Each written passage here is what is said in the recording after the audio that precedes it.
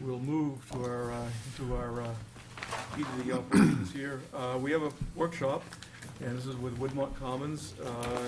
It's a conceptual discussion about the PUD master plan. And being a conceptual discussion, there's nothing binding, and there's free discussion of ideas back and forth. We'll hear the presentation, and then if there's any questions and answers from the public, I will go to the public. And then we will deal with, we also have a list of questions, and I haven't seen Jack Felvey here because I don't want Jack around in case to clarify what's being asked, because some of it was a little confusing, I guess at best. So you have the floor, gentlemen. And for the record, my name is Michael Kettenbach. I'm with Pillsbury. I'm the proponent for the project. I'm here tonight with Rick Chillman and John to present the W's tonight. We've made sure that staff had plenty of time to comment and to look at it. We made sure that it was available so that you all could have it for the weekend. We've handed out paper handouts tonight so that everybody can follow through very easily. And we've also provided tonight for the... I think this is so far for the public also. Yes, we also have copies up here for the public that wants to follow along. And I took one on the weekend, so this is an extra if anybody wants to. So I have one. That's over here. We also provided a worksheet. It's an overview summary of the sheets in more of a written language that corresponds to the map plans that you have to make it easier to follow along. Delineates everything in a written format as we go through it. You're going to be looking for our input, and we're going to be looking for your input, and hopefully we can get through the majority of this, if not all of it tonight. I'm looking for an interactive session. This is kind of what conceptual discussions are. And, absolutely. This is actually our 7th meeting. So. Yes, I know. Also, there's been, in my opinion, a tremendous amount of misinformation in the last couple of months on this project, and I wanted to address just a few of the issues. One of the most prominent ones on the misinformation is there's a thing floating around saying there's going to be 3,600 units on this property. We've never ever promulgated any number like that. The only number that we've ever promulgated is 1,300. We've been very consistent with that. The only direction we were looking for the board is whether the board wanted workforce housing and elderly housing as a component of the project, and how many units of that they would like to see. And that's where we've been at consistently since the inception of this project. One of the other issues that's come up is another, I think, misstatement that there's going to be 2,600 school children based on this project, and everybody from school officials to the town officials have said that the impact at its most would be 600 based on what we've presented to date. And so I wanted to lay that to bed. I don't like that kind of gross inaccuracy floating around. We just haven't done that. We've tried to be as straightforward and as honest with the board and the community as we can be, and been having our workshops even as early as this Saturday. Another issue that's been floated out there was an issue of whether we would deal with this in 100-acre things. I can't possibly begin to tell you all the issues that would be involved in having to go and do this in 100-acre increments based on how we endeavored to put this plan together and the mix that we do to make this a viable project. Suffice to say, your PUD invited me to make a proposal. I've made that proposal for the 600+ acres, and that's why I'm here tonight.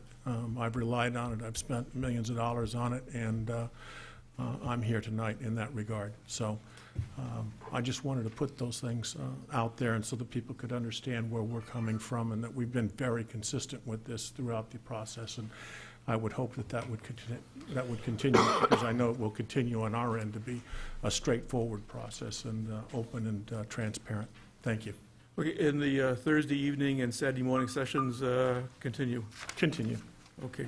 Yeah, there's no reason to not have them, because input's still good, we still have traffic, we still have a lot of different things we need to go through. We also need to work on the written component of the project, and those will have to come at subsequent meetings, and that's why we will continue to have the input from everybody, and from you all and from the community at these work sessions, because we've found them to be very valuable to narrow the range and the focus of what we're here even tonight. So I just, again, find them extremely useful, and find that it's been a great project and a lot of fun to work with, and meeting new people at every juncture, and it's been a lot of fun for us as well. So I pass that on tonight. I'm going to really kind of turn the meeting over to John and to Rick.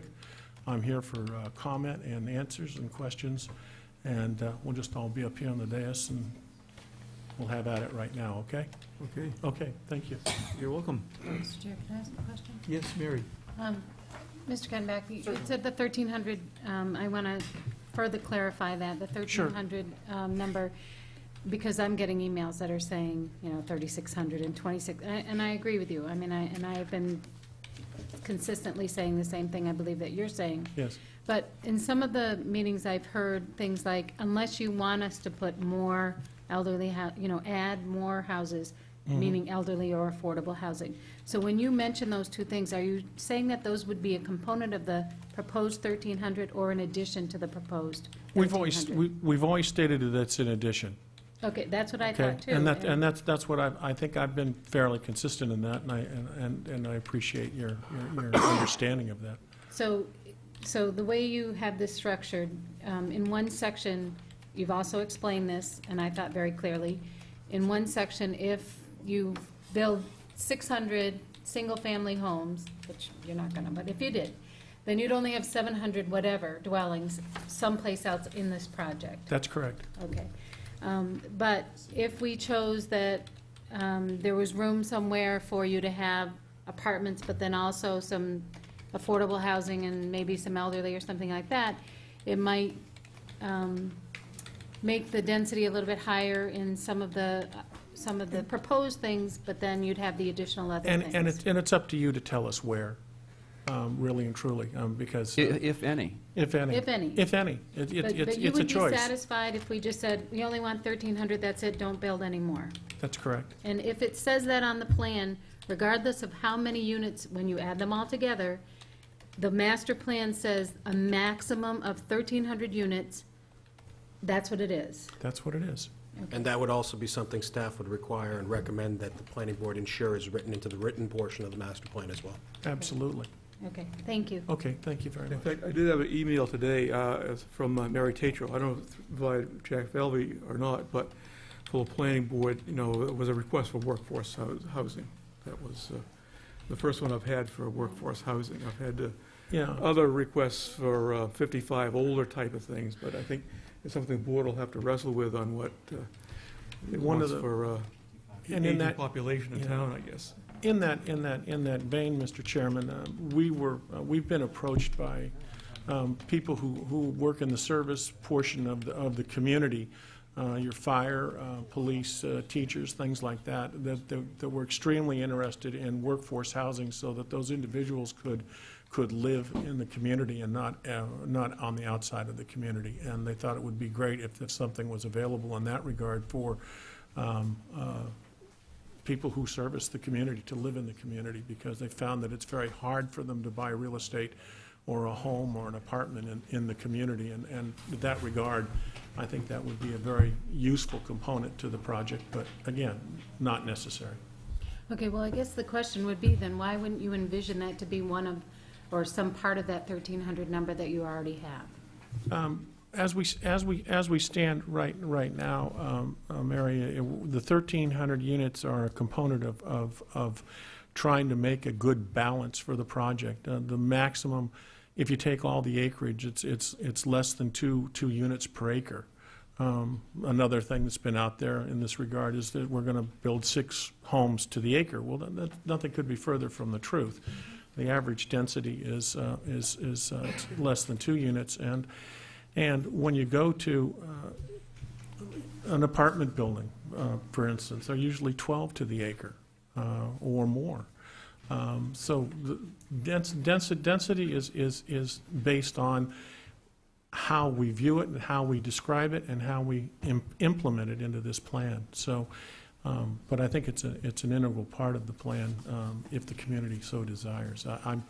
I'm sticking to my guns on the 1,300 because I think that I'd like to see a residential component to this because it is a live, work, play aspect, and we always envision that there might be more density for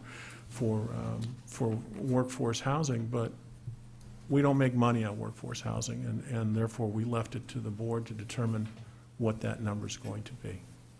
That's absolutely a loss leader or a break even. That said, just technically, because I know some of the changes that have been made to the plan since the last few meetings, as the perimeter has gotten more dedicated to being matching the adjacent properties, which it now does, there will undoubtedly be some rental housing inside the village part of the project that could qualify as workforce housing. But maybe not to own, but maybe to rent. I don't rule out having workforce housing as housing either for single-family dwellings as well. It's just a matter of the mix again, and I think it's an important component to the plan. Yeah, So. because actually this community has a workforce housing ordinance, and what that allows is up to 8 units per acre. So let's say if someone has, sizable acreage, or even this property. 10 units. 10 units, okay. 8 for multifamily, 10 for workforce.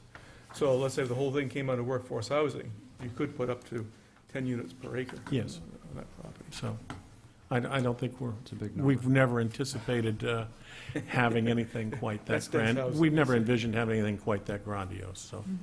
Thanks, Tim. I don't think we're overbuilt in any way, shape, or form. I guess it's my basic parameter. Okay, Andre? Actually, Mary kind of went down the path that I just wanted to make sure we clarify with regard to the 1,300 acres. If I understand, your question was that could the senior housing and affordable housing be included in the 1,300 units? And what I'm kind of hearing is that some of the rental could be included as affordable housing, and given the median income for affordable housing in Londonderry, I wouldn't be surprised that a lot of this wouldn't qualify as affordable housing, which is, I believe, the latest. I think the point is 1,300 market rate units. That's what Mr. Kettenbach has based his plans on. And what I'm saying is that in that market is some rental units. Those are, investment Some would be units. market rental. Right. But if we need workforce housing, it should be a combination of residential, and it should be interspersed throughout the project, and it should be some apartments, some townhouse, some single-family residential. And and the onus is when we come before you in the future on the phases, is how do we integrate that in there, and where's it going to be? And we determine that through the W's currently, and then we come back to you and we go through, well, is this the right place for it? Is this the right location? Can we integrate it? Can people, in varying economic levels live near each other and things like that? I think we can make a reasonable presentation and a successful presentation to the board that it is easy to integrate it into a master plan and into zoning and into the actual lifestyle of the community without any negative effects. And what we could do, John has put together this document for tonight that I think can help advance this project in a very useful way. We can add the elderly and affordable workforce housing component to a discussion of, on the map that is up on the screen. Since the last time we met with you, working with staff, we've refined the so-called W areas into much more of a rich variety of locations. And we might say, for example, that W28 along Gilcrest Road may or may not be an appropriate location for this or that type of housing. W21 in the heart of the village probably could accommodate a very wide variety of housing types. So if we... Yeah, that's what we kind of discussed before, along the periphery is, Right. like one... Matching. Matching, the apple trees, 1-acre housing. Correct. Then the density starts to build and it's most concentrated in quote-unquote village district, I guess. Exactly. So, I'm sorry. go ahead. On Saturday, when we saw this for the first time, because this is an updated thing, W212 is completely commercial. And I appreciate this one is if 4A West goes in, but there is residential there, and if we're matching them, this is not an accurate depiction. The most recent change, as of this evening, is that even W212 will stay primarily residential until and unless Exit 4A West becomes a reality. So we're going to simplify the application. Every reference to 4A West happening is going to come out of the application at this point. We're going to just keep it as 4A East is happening. It's going to be as is on the screen now. So a little small commercial mixed use, little tiny piece here around the screen or something like that, which is described in this note, but all this will be residential until and unless this connection happens. Mary, just in the discussions we've had with the applicants at the staff level, what we were told at the beginning of the week was that rather than presenting the two alternatives with an Exit 4A West being a possibility or not, the application, when it is filed, will now come in with just as you see here on the map today, that it being primarily residential. And should Exit 4A West happen at some point in the future, they would have to come back to the planning board to amend the PUD at that time to accommodate any changes. Okay. Okay. Yep. Okay. Thank you. All right, John.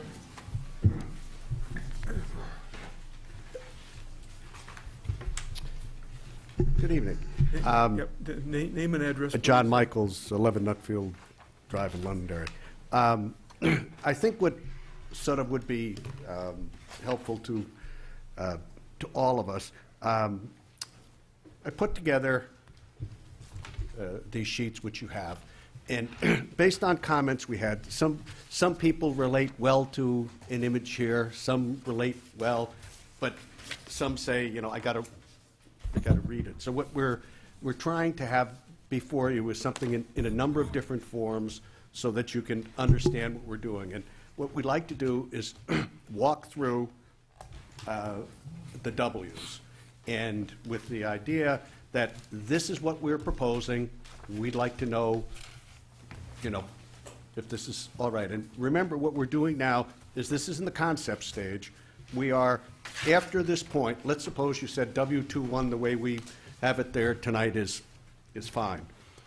When we get to the written portion of the PUD master plan, one of the things which has come up is that the definitions of some of the uses in the town, some definitions, they're very clear, some they aren't defined. And so in the written portion, if there is something that is not defined, we will come up with a definition, and we will be listing all the definitions of every use. This is a use, this is a definition, so that there's no question as to what is allowed or not and what is meant by this particular use. The other thing we're going to do in the written portion, which we don't have on these sheets, but understand that that's going to come in a written portion. If, and use an example that's been brought up a number of times, if in the W21 section, which is our village, people have said, yeah, we probably should have car rental, but we don't want to have the airport-sized car rental. So what we would do in the written portion then is when we go and say car rental is an allowed use, we would come in and we'd put a limit on it, that it can't be more than 20 cars or a number like that. So one of the comments that comes is depending on different sections of the property, in some of them, people don't seem to care about the size, but in others, particularly in the village, the size and scope is very appropriate. So a thing that will be coming after this, if we approve 2.1 today, remember there's a second step, and the second step will be in the written portion. We will have further definitions of every one of those allowed uses, and a number of them will be limited in the scope. Scope and scale, you know, it's not a a trick. You know, we don't want to have Raytheon in the heart of the village, but you might have an assembly process going on in something the size of a house. You know, there are uses like that today. So I think if we can focus on John's list with the understanding that scope and scale will be taken care of later, we can hopefully make some good progress. Because this is actually the zoning map, the refined zoning map for this project. I think, Tim, would you agree with? That's what it would ultimately become, yes. Except for W212, right? Doesn't That would still, mean- it would still have its own section if that's Right, how it's but would it be proposed. that But the zone? uses, The text is going to the change text now. will be, the text would change appropriately based on what they're proposing. I know, but in the color coding, what is that color The coding? color doesn't mean anything. It's just to differentiate between the different areas. That's, I think, all it really is Almost it's intended just to like crosshatched or something for future, something like that. I think it's confusing right now with it there. I think Just- at it's this, just- point, the colors are irrelevant. It's a matter of what the text and those areas are actually representing.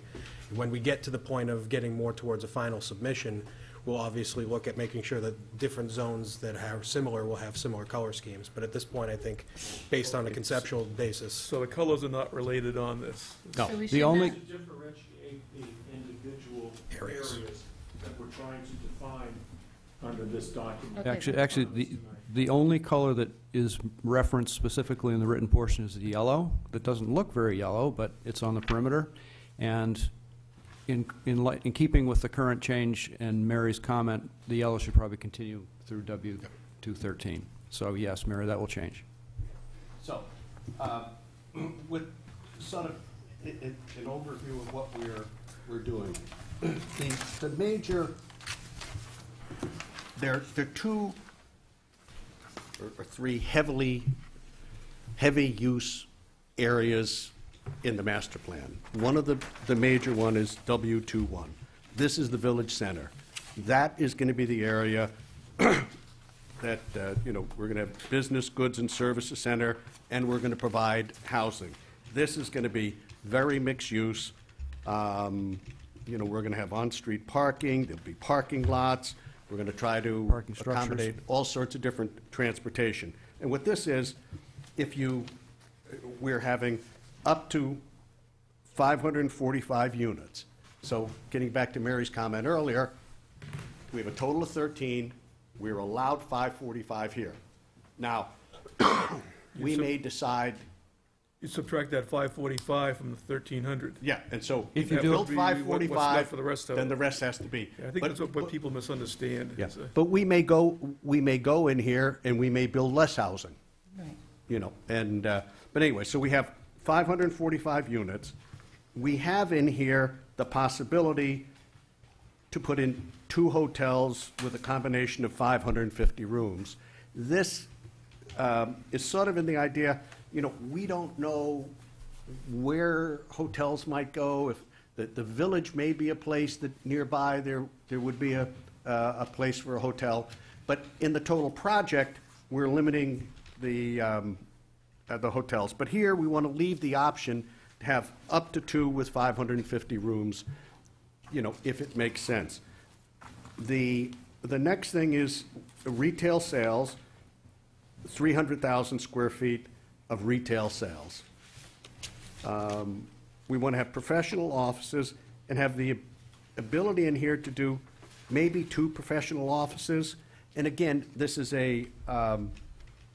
we're talking about 91 acres, and we're not sure how each of the pieces fit in. But remember, if we have an office in here, that's 1 less we can build anywhere else. The next thing is, we're going to have civic uses, and, we put down a number of roughly 125,000 of civic uses. For businesses, in the list we've gone over before, the list of, 39 uses, one of the things we noticed that we really shouldn't, probably was not appropriate here, was a fast food restaurant, but it's not what you imagine as fast food. Our Londonderry definition of fast food is drive-through, and we thought that just wouldn't be appropriate Or in maybe that just say section. no drive-through restaurants. No drive-through. So you couldn't have a drive-through McDonald's, you could have a McDonald's. You could have a Panera Bread, but not with a drive-through. You know, we thought that drive-through was inappropriate. So when we say fast food not allowed, just understand that's not, it's a definition word, not that you can't have a fast food, but you can have our definition in the town, which is You can drive-through. get a bagel quickly, but you can't get it in your car. But you're going to walk in. You gotta be on foot. Yeah. You'll be on foot. And the idea again, is this is a dense urban area, similar to any large urban area, where a person can walk into the same stores that they're used to, but they're walking them. And there's no drive-through, there's no stacking, there's none of those accommodations. It's no different than any street seen in any urban area. We Then, anticipate seeing those uses like coffee and fast food and things like that in an urban area where there's parking structures and civic uses. maybe that can just be redefined. It says fast food allowed, no drive-through. Yeah. And Well- that way it's not confusing to anybody else who picks up this Okay. document. And Good idea. Fast food, but no drive-through. Okay. And I'll track it. When we go into doing the definitions, you know, I will track in. But anyway, so the Okay, idea is that, Dana has a question. Dana? John, just for clarification, on your retail sales, that includes your specialty shops, your storefront shops? all. Whether it be a Kohl's, a Target, Kohl's, whatever. Target, or, you know, a yarn shop, all are included in Okay, that. so And the idea- everything is up to approximately 300,000 square feet? Right, Okay. in that whole area. But in the area, remember, the two parts of that area. There's the southern part, which backs up on the market basket, Right.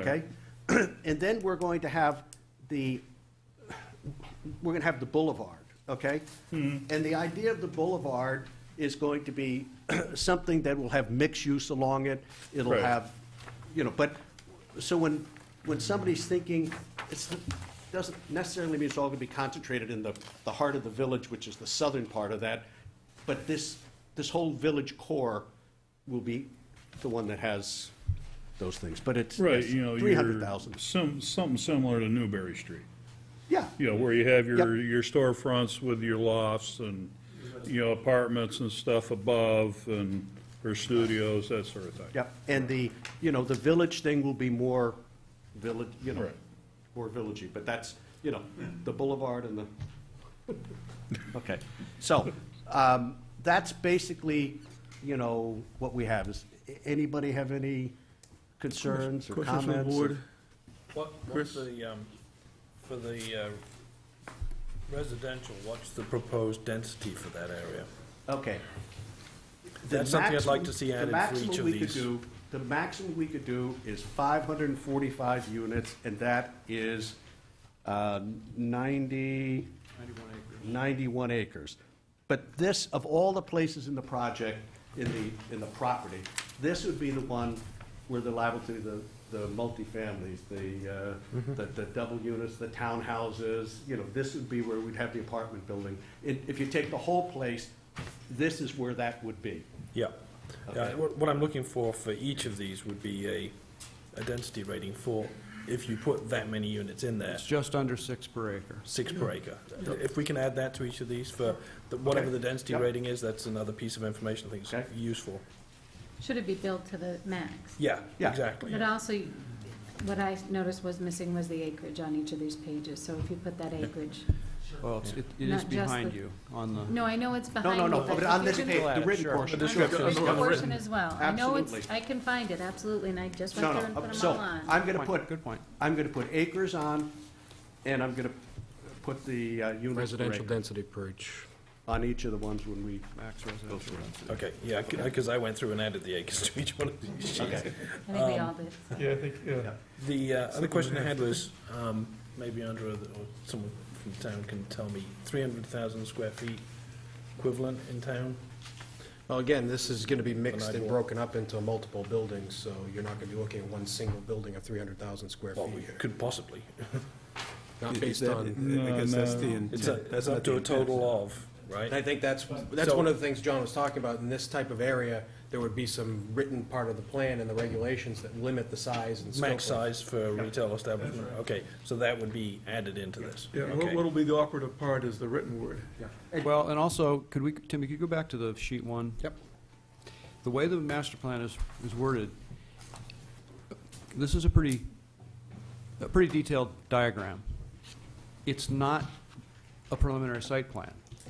No, I'm But- just looking for maximus No, at this point. but the PUD says we're supposed to show the approximate scale of what's proposed.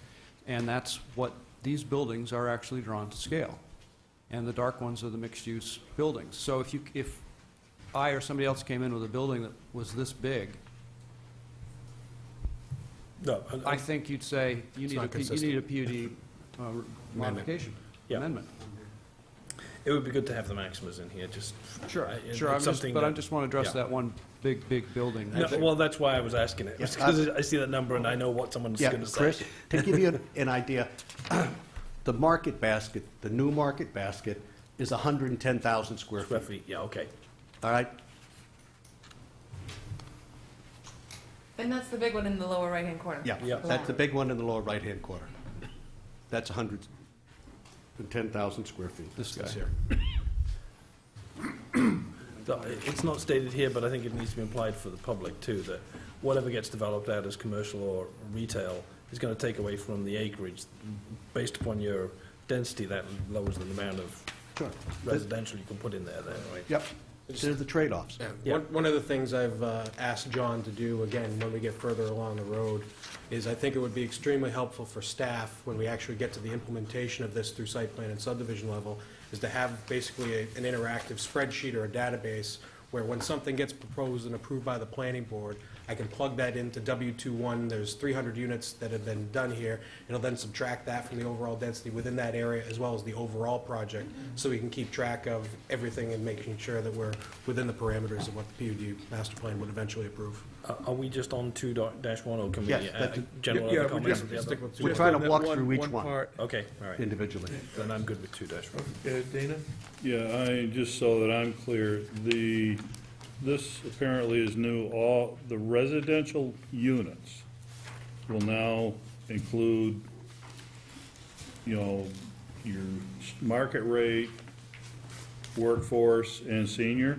Or is the seniors still over and above? If it is not a market rate seniors, if the town goes and asks us Okay. to do something that's not market rate, that would be above. Okay. But if we build housing in the village that, as Rick says, comes in at market rate, Okay. that's under our numbers. But if, Andre? Then you just addressed one of my questions, then.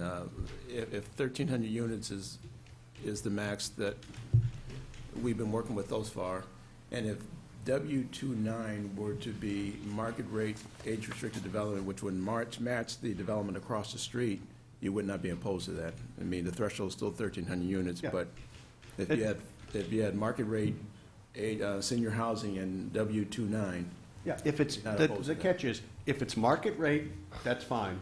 If it's non-market rate, whether it be seniors or workforce, then it would be, Above the 13. that would be something we'd They would go look with for the board to give direction on. And one thing I think people are misconstruing is that when you have workforce housing, you want it incorporated into regular market rate housing.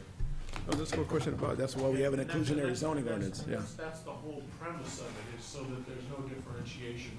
The buildings look the same on the outside, but there's different users, and particularly in market rate apartments. Somebody in the market rate apartment might have workforce housing in that complex. It's a choice of whether they want to live there or not, but it's really, there's no difference in the unit itself. It's a pass-through because you've asked that the developer put it in the plan, and you've given us a higher density because of it. Well, and it's an opportunity that addresses a problem that we heard from again and again, when people were coming out objecting to the workforce housing plans that we discussed last year. You know, people don't want to see everything workforce housing project concentrated in one spot, and they don't want the density concentrated someplace else, and the opportunity to mix it in with other, other uses is a good one that we don't have in other parts of the town. Just to clarify a little bit about that, Laura, I think that's primarily in the multifamily workforce. I think that was the main issue. The ordinance that for inclusionary housing that was developed for the single-family workforce has always had that put into the play. It's always been 25% of the units mixed in with market rate. So that's always been part of the plan for our single-family inclusionary housing.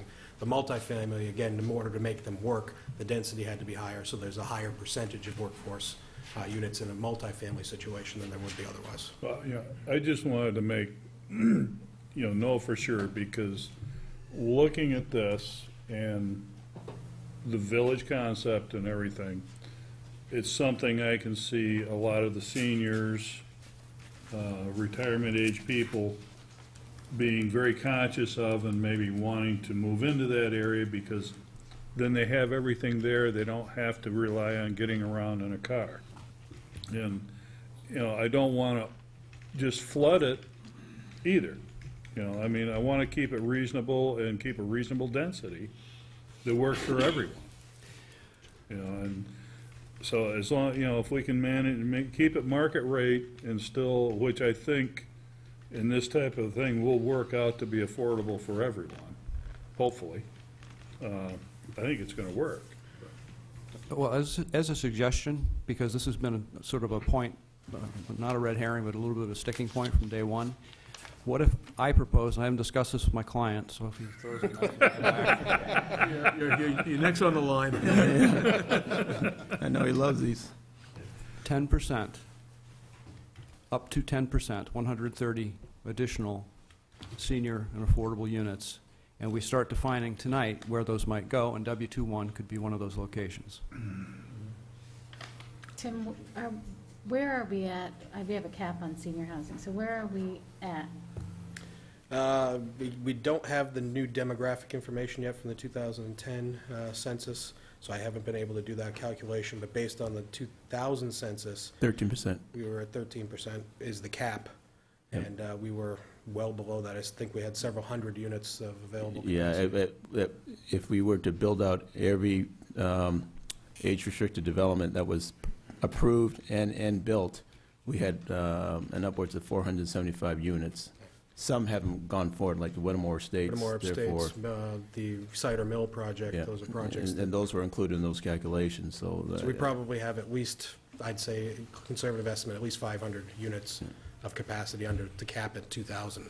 Okay. Whether or not we have more now. And one of the, just so that everybody understands, workforce housing also equates to, income viability, which means your firefighters, your police, your teachers, they can all probably qualify in most instances for workforce housing and live where they want to be living and working in the community, which is, I think, a very positive aspect of workforce housing.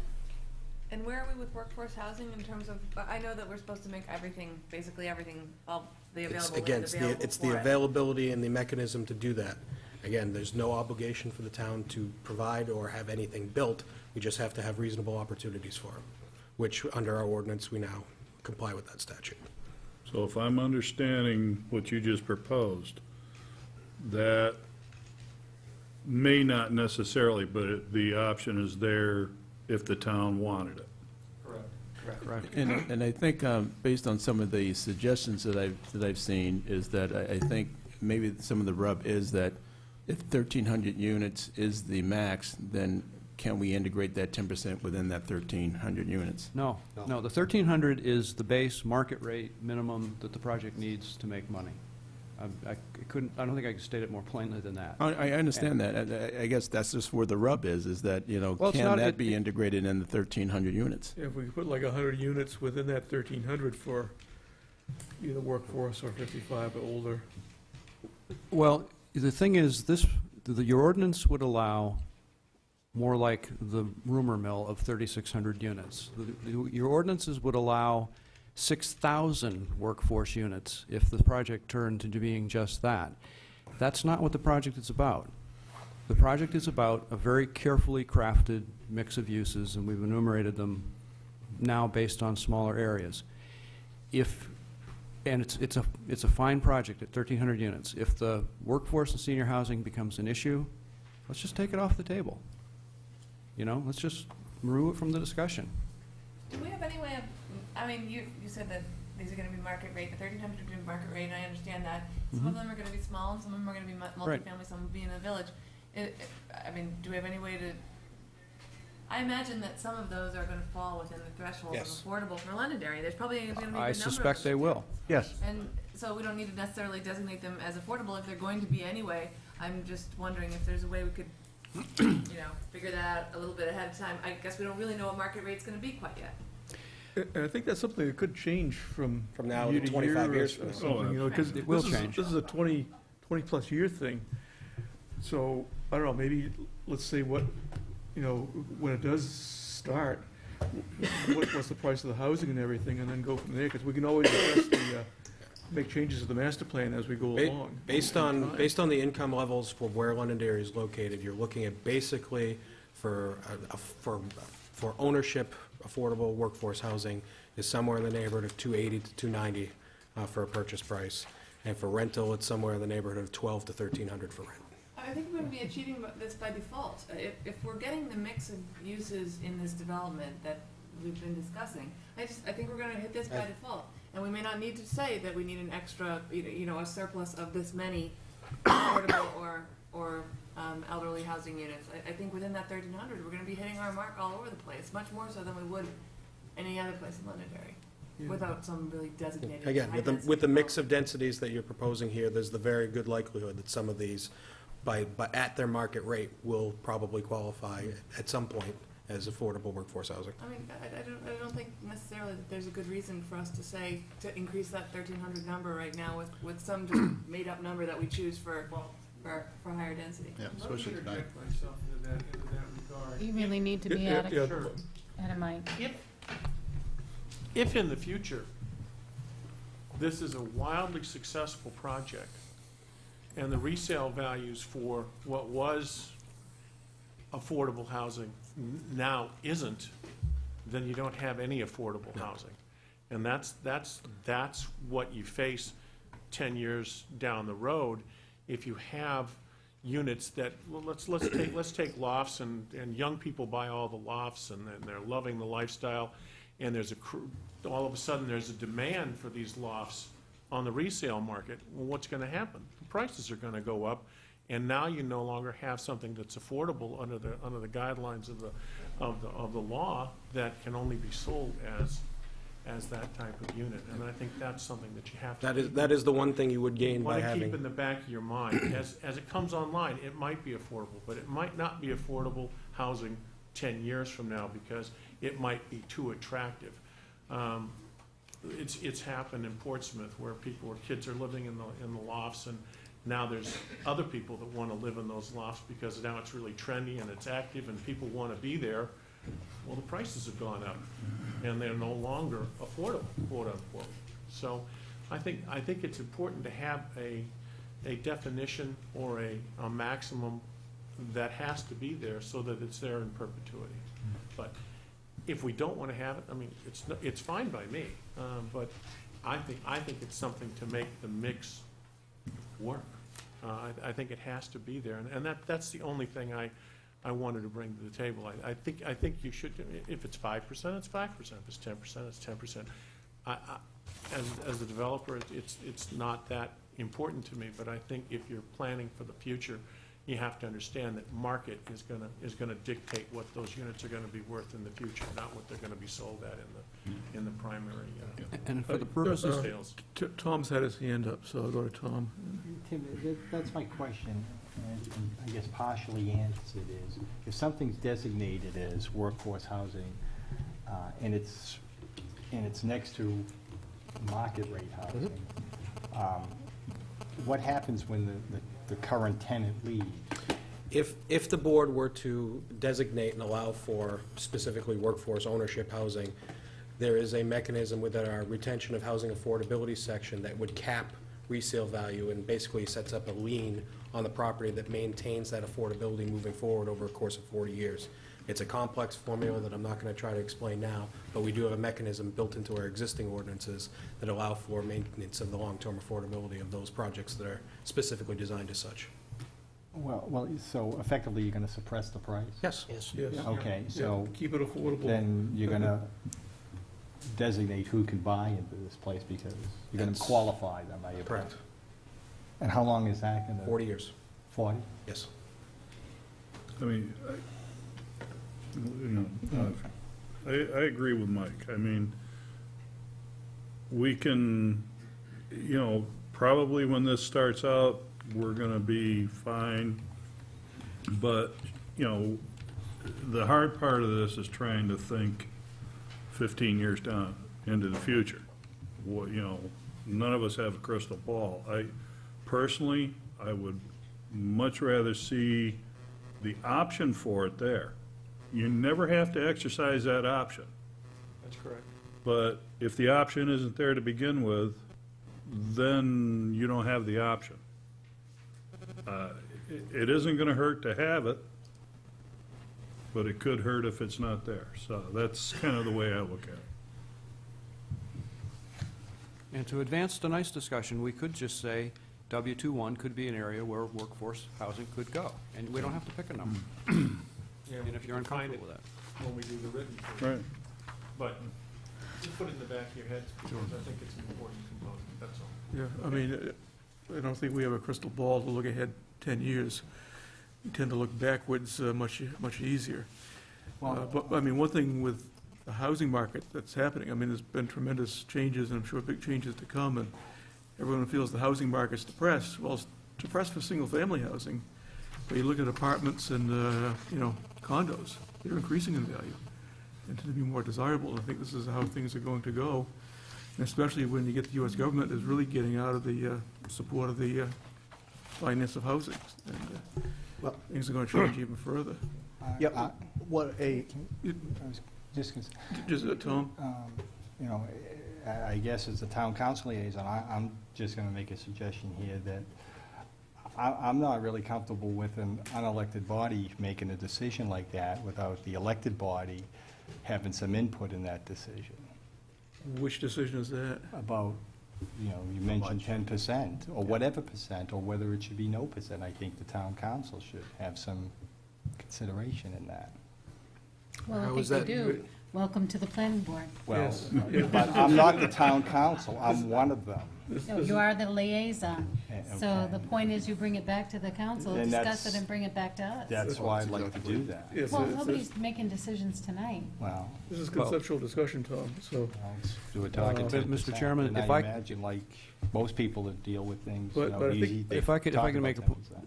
This is what the developer wants. Yeah. The affordable is what if you wanted it. You apparently don't want it, I'm going to take it off the table. Let's just take it off the table for now. If at the end of the project we come back to it, we come back to it. Let's not waste any more time talking about it. Right. Let's focus on what the developer wants, and if you decide you want it later, we'll come back to it. Well, I think it's important that we've made the distinction between the fact that the 1,300 units does not include it, and that if we Not by want it, it will definition. be in addition to that. Correct. Yep. So the public has been made aware of that, and we've heard from one person, and I heard from someone else who would like us to consider establishing housing for our future special needs adults within the community. So there's other types of housing that possibility for future discussion that we can have. Mhm. But I agree with you there. For tonight, we're saying 545 units within W21. If you want to add something to say, special consideration should be given to this, that, or the other thing within that number, fine. But I think we need to try to start making progress on what we put in front of you.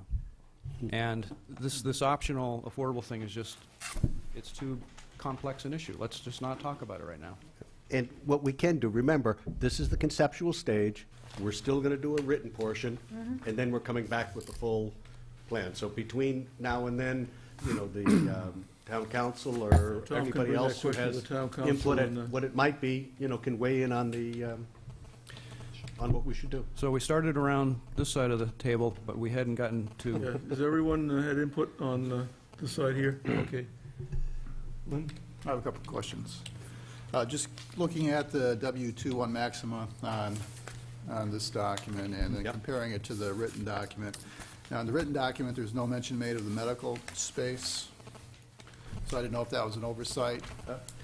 Medical, if we're talking about medical offices, that's just office space. No, on the master plan, though, on this one... On the plan portion, it says medical, one hospital, up to 300 It beds. says that, yeah, hospital, up to 300 beds or 250,000 square feet. Yep. Yeah. Well, I mean, I would interpret it as the written word is what the Well, actual, I would hope it would agree. yes. That would be my hope. I think as long as we get clarification, what's Whatever it in is. writing is what, Well, here's that's what you get with two authors. Well, that's fine, I appreciate that. So what the plan says is that the hospital use could move within W21. So that's a question for the board. Is that a flexibility you're willing to grant or not? Okay, well, let me ask you my question, and it is, the W-2 on Maxima, it can accommodate everything that's listed there, and that's the way it's designed?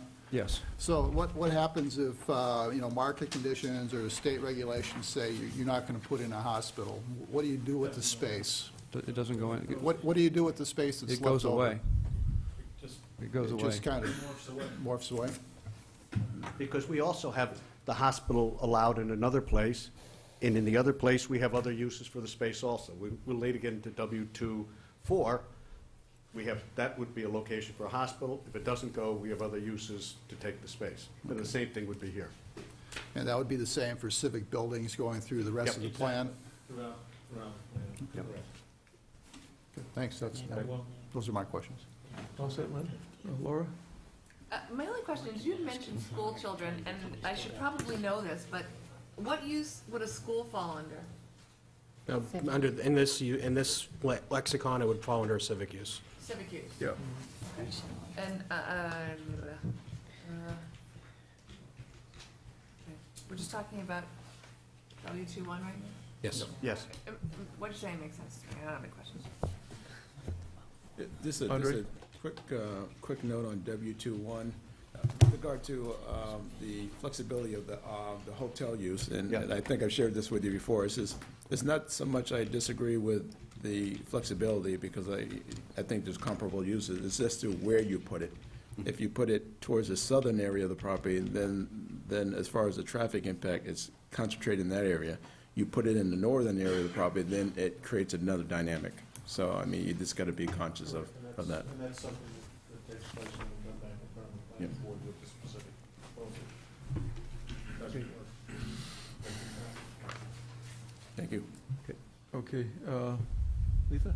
Yeah, to Andre's point, those were my only red flags about, it came up for me as when I saw hotels, just, how are you gonna get there, but I suppose that's all down the line of where the roadways fall and, where the current exit is right now and the access points to that area clearly are limited and,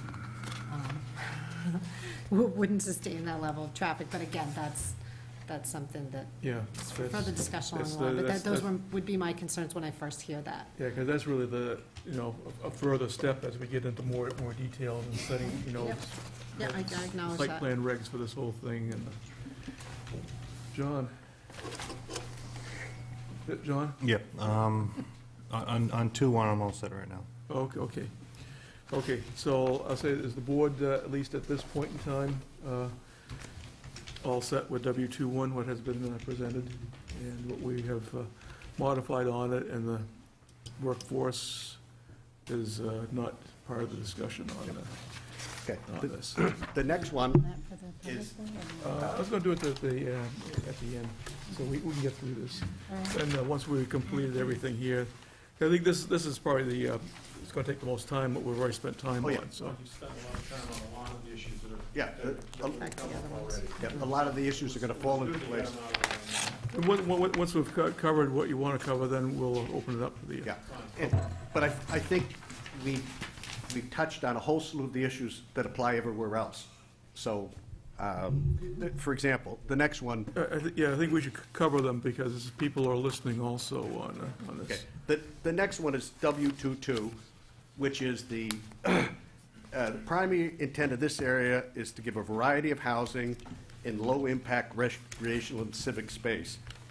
It's medium density, and it's a buffer between, W23, which is going to be the offices or hotels on 93, and the heavier use in the village. In this area, we'd allow up to a total of 195 units, no hotels, no retail, no professional offices. We'd allow 10,000 feet of square feet of civic uses. We'd allow some things like bed and breakfast, adult daycare, group daycare, home occupation, parking structures, and commercial recreation. If we want to have something like renting bicycles or doing, who knows, some smaller in scope, maybe commercial recreation. All other businesses is out. So this basically is a transition zone, a little less dense than 2-1, and a buffer towards the highway. So we have the highway use is W23, and then this is sort of just a residential use in the middle. And this maximum density is also 5.9 per acre. How much? Maximum 5.9. 5.9. Okay. Okay, and then for the mathematicians, that leaves 560 units out of the 1,300 left. If we were to build all these units in these If you were to places. build all those. Yeah. Yeah. And depending, somebody asked the question before, what happens if we have a little more office space in 2-1? Well, maybe we get a little denser in 2-2 and less housing. But that gives us a little flexibility to go between the two areas. It's like a transition. Yeah, it's meant to be a transition housing area.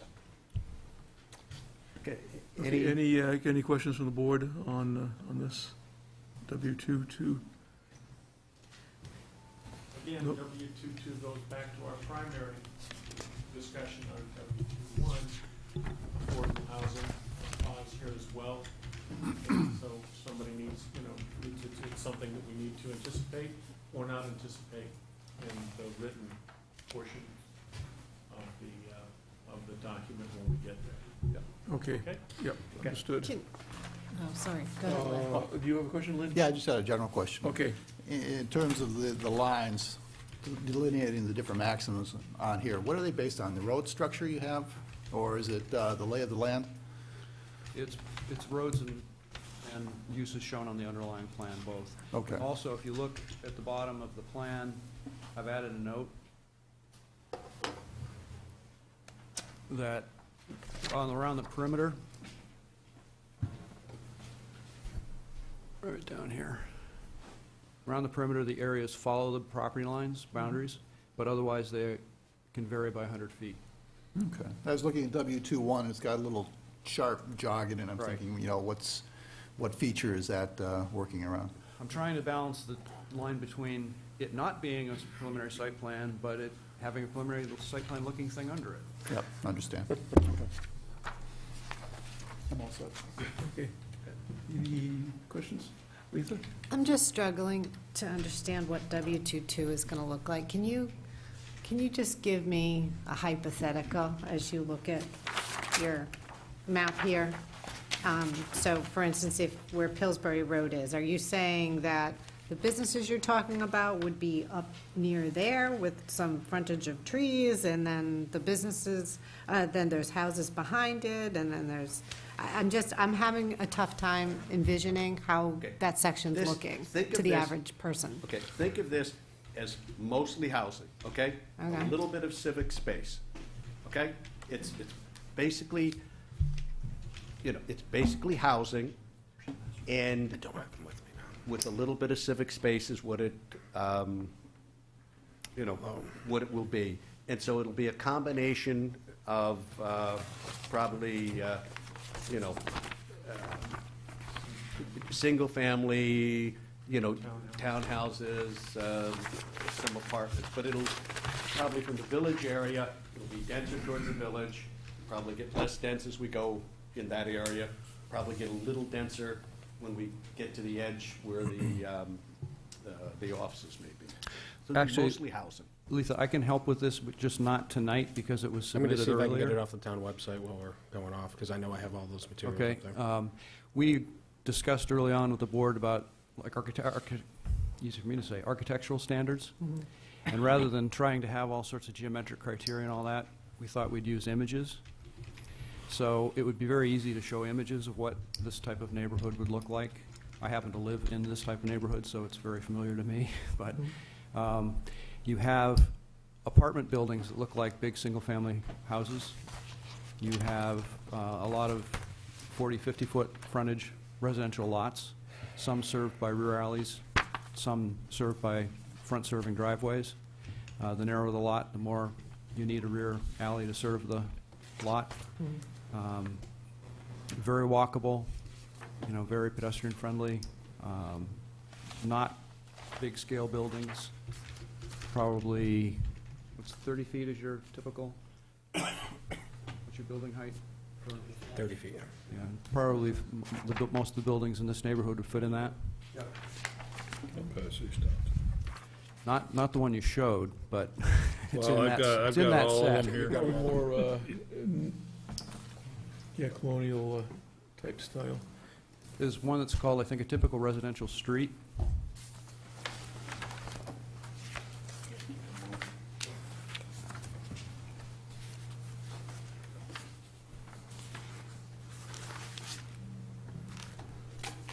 Yeah, I'm not going to get the connection to work. Okay. Pass those down, Oh, let's okay. take a look at them. Yeah. My curiosity really is piqued trying to understand how that's going to abut next to the one that we talk about next with W23, where you've got this housing at W22 is essentially going to be looking at the backs of these potential hotels and other things that might be proposed for W23, and that's what I'm struggling to understand. But perhaps we should move forward to W23 if there's no questions, if I'm the only one who's stuck on this, and maybe I'll understand it a little bit better. I think Yeah, some of we'll, it will be explained when we get into Mr. Chairman. W23 also. Yeah. I got Tom first, and I'll go to John. Tom? John, maybe you can explain,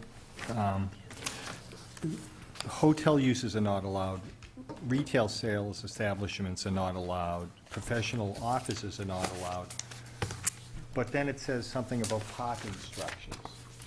Is that going to be like satellite parking for the offices and hotels? It might be, because it's just in that transition area. What I would see that possibly on one of the edges of the area towards W21 or W24, there might be a parking garage there, but not we don't want businesses in there, but it might be a parking garage there. Thank you. Okay. A parking garage would be embedded inside a block, so it would be surrounded by residential, if one happened in this neighborhood, it would be surrounded by more residential scaled buildings and just embedded inside. And it wouldn't be a Hanover Street, Portsmouth parking structure. I just added the possibility so a smaller one, primarily serving residential, could be embedded in a block. But it would be multiple floors? 2 or 3 maybe one down, 2 up. Thanks. John? I think in support of the visualization, if I recall, at one of the meetings that I attended over at Woodmont, Yes.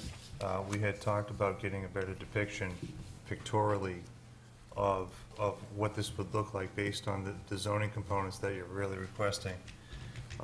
Those are individual homes. I'm looking at this picture here, and from a zoning perspective and what you have in your worded document, again, I was told by you, John, I believe, that you would get some type of drawing that updated more to what you're looking for versus what we currently are seeing here. And I'll cite W22, and I will cite W25, as that's what you were going to work on, because it was an in-depth discussion around transitional components from, say, W23 to W22 to W21, as well as what's zoned out and requested versus what is actually pictorially put here. And I was expecting to see that at least by now, and I'm curious on where that would be, because again, I think there's some confusion, as we just saw, around what this is really going to look like. It's going to have buildings, Sorry. That's not what I'm asking. I think what I'm asking for is this picture here, yep, just so we're all clear, right? I see a lot of detail here. I see a lot of houses here. I see a lot of houses in W22. But then when I start reading what the requirements are from the zoning component, we had this discussion at Woodmont, they don't sync. And what I asked for was a pictorial depiction of what it really is, what the reality is. So when I start looking at what commercial use may be for a particular area, I'd like to see your vision on that. Okay, let me explain that. What you have in terms of the plan on TND 1 is the current best idea of what we think is going to happen. And it doesn't show a hotel. It doesn't show what? It doesn't show a hotel. It doesn't show a parking structure in W22. Because we don't think that's, today, we don't think that's what's going to go there. But what we're doing with these documents is providing a rezoning for that area. We're not fixing any land uses. We're providing a rezoning. And I feel it's irresponsible for me to recommend to my client, as does John, to say he can't ever put a hotel in there, because that could become a market possibility, which, if it did, requires him to come back before the planning board with very specific site plans showing exactly what it's going to look like, exactly how its driveways are going to function, where it's going to park, how it's going to drain, how it's going to be lit, all of those details. I don't think a hotel will go there today, but my crystal ball is no better than Art's. Granted, I understand. I want to continue down that train of thought, but what you do have in W21 and W23 is a buffer of W22, right? And this area is very well defined, and then I have this W22, which is this middle ground, and, you know, we could have a parking garage there. We don't know what apartment building type stuff is going to look like, but we know that's going to happen there because we've seen it. I mean, it exists today. And again, you don't have that pictorial here, so it's very difficult to visualize, and I think the rest of the audience here and at home can't visualize the discrepancies between what you're actually showing on this piece of paper versus what the words say. Okay, well, please help me to help you, because we're proposing to show building types that would fit in a neighborhood like that. We've shown some images of some street scenes that have been sort of like in the top there, which is a little bit obscured by the trees. That's that type of neighborhood. Is that not doing it? Do you want color photographs? What would help with that? John, are you talking in reference to TND1? It's the main sheet with the diagram on top. I'm talking about TND1, right? And please, I don't need color photographs. What I need to see is a better pictorial about how you would like the zoning and what you think is, and I know we're talking about the hotel maybe not going there. You but say we did pictorial. ask, and I was told we would get a better representation of what the zoning requirements are that are being asked for as to the pictorial layout. Okay, well, I'm an engineer. Pictorial, do you mean a plan view with more detail? Do you mean an image like you're standing on the street? This picture. I think he means that if, TND1. Andre? John, if I understand you right, is that the TND1 shows a commercial-like structure at the southern portion of the W2 section, correct? W22? Yeah. If that's the area that we're talking about. I think that's actually in 2.1. It is. That's in 2.1. Jot out in 2.1. What I think John's getting at, and I have the same concern, is that in 2.2, in this, for the areas where there are commercial in 2.1, you've got some smattering, conceptual, we know, it's not going to be a building specifically there. That's when we get site plans. But in this area, it's all showing as houses, not some of those other uses that might be in there. Sure. And I think I'll give you an example of this. When I go to W28 and 27, when it was all one lot, okay, there was a component that in the initial drawings that we saw where 66 houses were on this with 6 entrances into that off of the main street. Okay, quickly that was changed to depict a more accurate representation of what we could be looking at there because of traffic concerns and other types of issues. What we haven't seen is that this type of behavior proliferating throughout the plan to depict a more accurate presentation of what potentially could be there as uses. And we're not holding you to that, we're just not seeing an accurate presentation. Well, no, I disagree. I think W22 does show what is proposed, and it's mostly fairly narrow lots, a mix of widths, some with some back greens.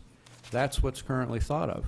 But the zoning that's overlaying it is to provide some flexibility. And the other part that we talked about in one of the first meetings was the fact that this isn't a preliminary site plan and that variation was going to be allowed. And there are graphic examples in the written portion of the master plan that show this. So I guess we're at a fundamental crossroad I think here. it's for the words there. to be visualized, This is in the written portion of the master plan, and what the words say is that, okay, here's the master plan. If the master plan's drawn like this, but the site plan comes in like this, and this building moved over here, that's okay. Now, that's I agree with you, but you're not depicting any of those types of uses in those areas, and I can also cite W25 as another example of that, where you're showing nothing but residential when the uses could be something totally different. Well, John, I think a bed and breakfast, homestay, an adult daycare center, a group child care center, a home occupation, everything except for the parking structure and the commercial recreation could be in one of these homes. Could be in one of these, that size lot with that size building. That's depicted in 2.2. And then what is there is a commercial something here at the bottom of A the. civic component. That's the civic component, okay. And so, and then along the main artery are the trees, the apple trees and the light residential that is across the street up on the hill. So I think the only difference here would be is if they decided they were gonna plop a parking garage, where would that be? Because all other commercial, or a commercial recreation place, where would that be? That's what you're asking, is where would you put it? Right. On this site, where would you feel comfortable putting it, should you decide to do that? And so he's just saying, can you show me, you'd have these houses, these multifamily or town, or whatever it is that you happen to have here, but if you were gonna put a parking garage, or if you were gonna put a recreational facility, where would it be? I think it may be a terminology issue. Let's just say that if we had apartments that had parking underneath in a continuous sort of apartment building style form, let's not call that a parking structure. Let's call it part of an apartment building. And let's not have a separate independent parking structure. Let's just keep that out of there. Okay, so then you would change the definition here. You would just change the verbiage. Does that address part of your concern? That's fine. Then it's all residential. For 2.2, sure. Okay. But I think as you move through, you'll find this the same. Let's keep Sure, going. that's fine. Yep, you all set, John? That's fine, thank you.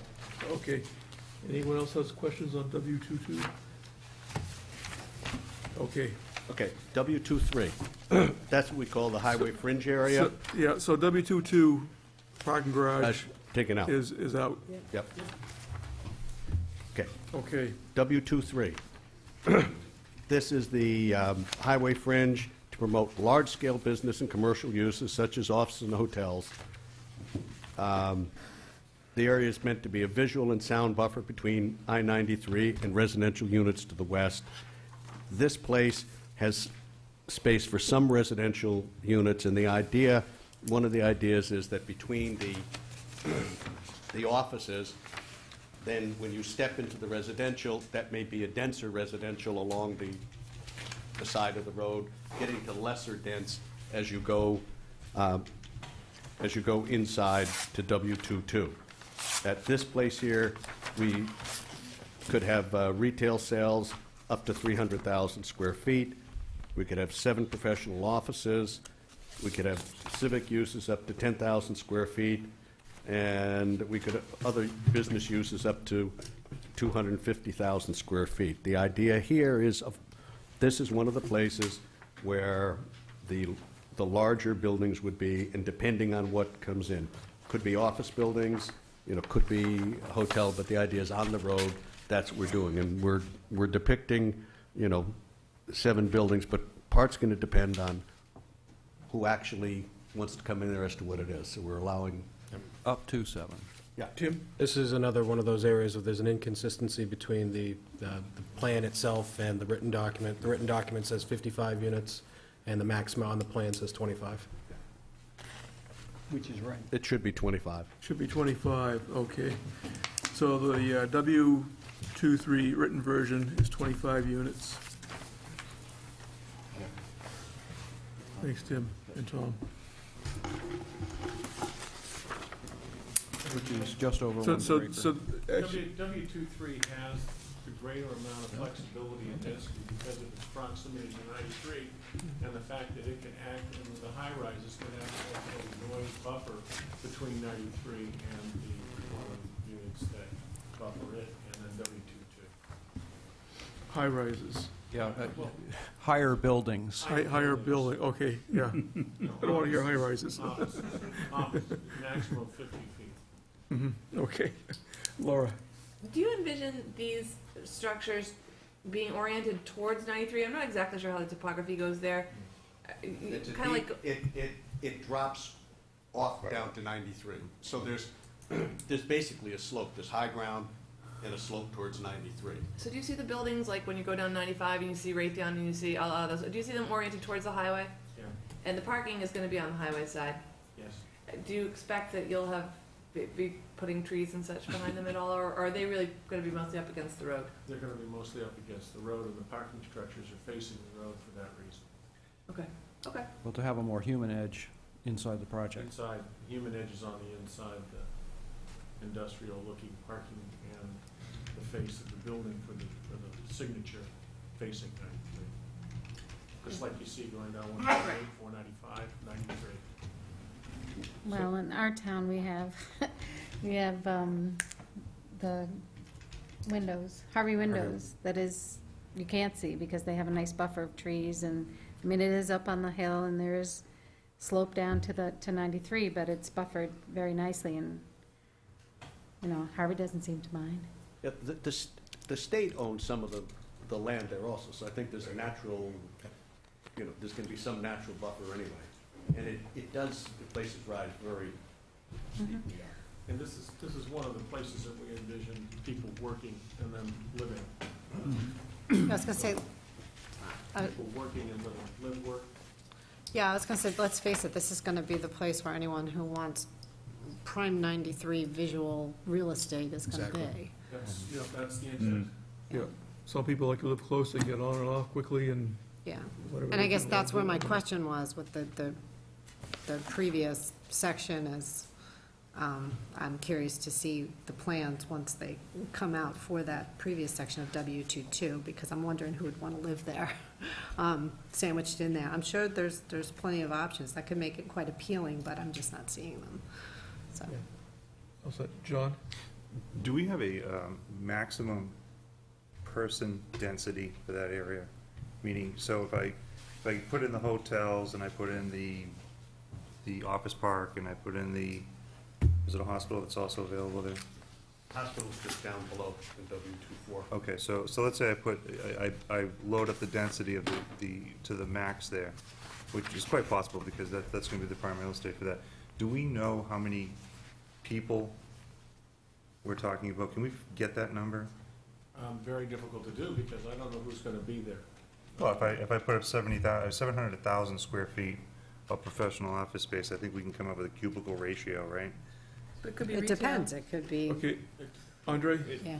Yeah, and I think that as we work through establishing a master plan, and I think that gets to a lot of the questions that we've been getting through emails or questions that have been coming to the board, is that once we have the master plan, then we can kind of look at the impacts as to how many people that we anticipate in the dwelling units, how many traffic generation, how much water, sewer, all that. Right, because if I look at where this is relative to, the access to the highway, so you're looking at exit 4, right, and then you're looking at what's that, Pillsbury? Yep. Yeah. That's where the majority of your your traffic's gonna come from. And whether we like to say it or not everyone's gonna live and work in this community. So we're gonna have an awful lot of people that are transient through this area. And given that we're putting neighborhoods in there, that's gonna be an issue. Traffic volume is obviously gonna be an issue, and I know we haven't done traffic study, but, you know, you start talking about 7,000 square feet in hotels and so forth. I think it's important that we really look at how logistically people are gonna move through this area in relative to the other areas. There are going to be a lot of traffic studies on this project over time, and there's one actually fairly important technical discrepancy. It's not up to 7 professional offices, it's up to 7 office buildings. And office buildings are a defined term, it's a building that is primarily office, as opposed to in the village, which might have retail, office, residential. It's more the building like Mike was talking about on Route 28 that's primarily office, but not necessarily professional office. It could be another kind of office. What kind of office is that? Non-professional? Yeah, unprofessional. I don't, but right, I mean, you know, I'm kind of, you know, I'm picturing like Burlington Woods in Burlington, that you have, you know, I think Mall Road and all that traffic through there. You've got some office-type buildings today that mix some light assembly work and other things. It's different than, you know, like engineering, architecture offices and those sorts of things. So then you're talking trucking and so forth, right?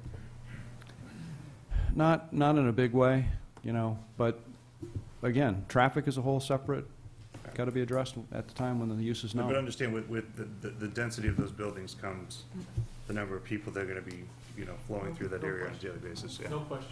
Right. Much more than Andre? the Apple. Yeah, and I just want to make sure we're clear, too. It was mentioned that, you know, we'll understand the traffic when the use is known. I think at the master plan level, there is a level of traffic analysis that we're going to be undertaking just to make sure that what we envision taking place there is something that we can accommodate. Which we need to get the land use mix nailed down before we can really. And that's done after the land use map Yeah, is. because I think as we get closer to implementation, then we start getting some idea, and maybe we can't deal with the, you know, the level that we're seeing right now. That's right. And so yeah, it could be substantially less as we get Yeah. into the more the reality of it. And when you're talking office buildings, it could be 100 feet by 100 feet by 5 stories, which on 30 acres really is small footprints over the total 30 acres. It's just, you know, it's all relative to what's going to go there, who wants to be there, and what then it's going to be. But again, if we don't have the capacity to put them there, they don't go. So we're using our best efforts to try and determine what the maximum would be. And then we can come back to the board when we find out who it is, and we might only be able to build 2 office buildings there when it's all said and done, because the traffic just won't handle it, or it won't be appropriate.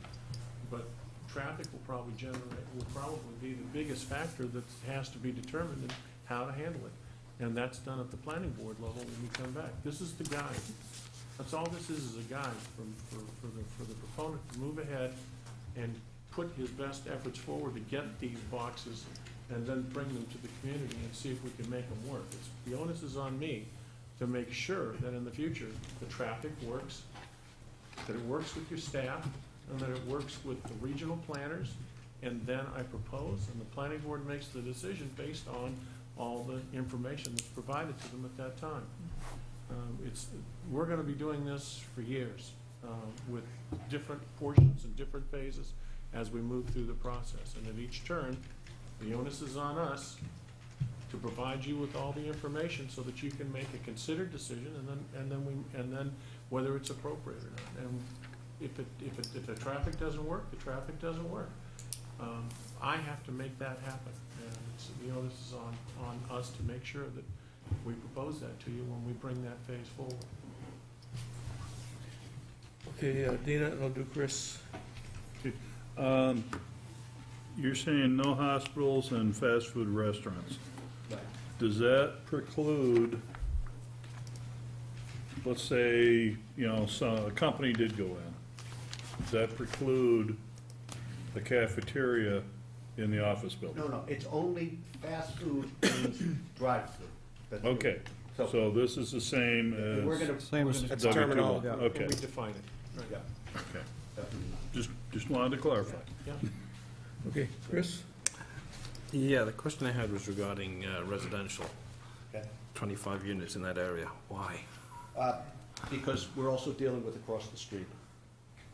Okay, Because where that line is, there'd be some on the other side of the street, and maybe that's a place to do a. the a 2-20, multifamily of some sort. 2-2, Pardon me? you're talking in regards to 2-2? Yeah, it's also sort of a worst-case scenario if they can't get office tenants.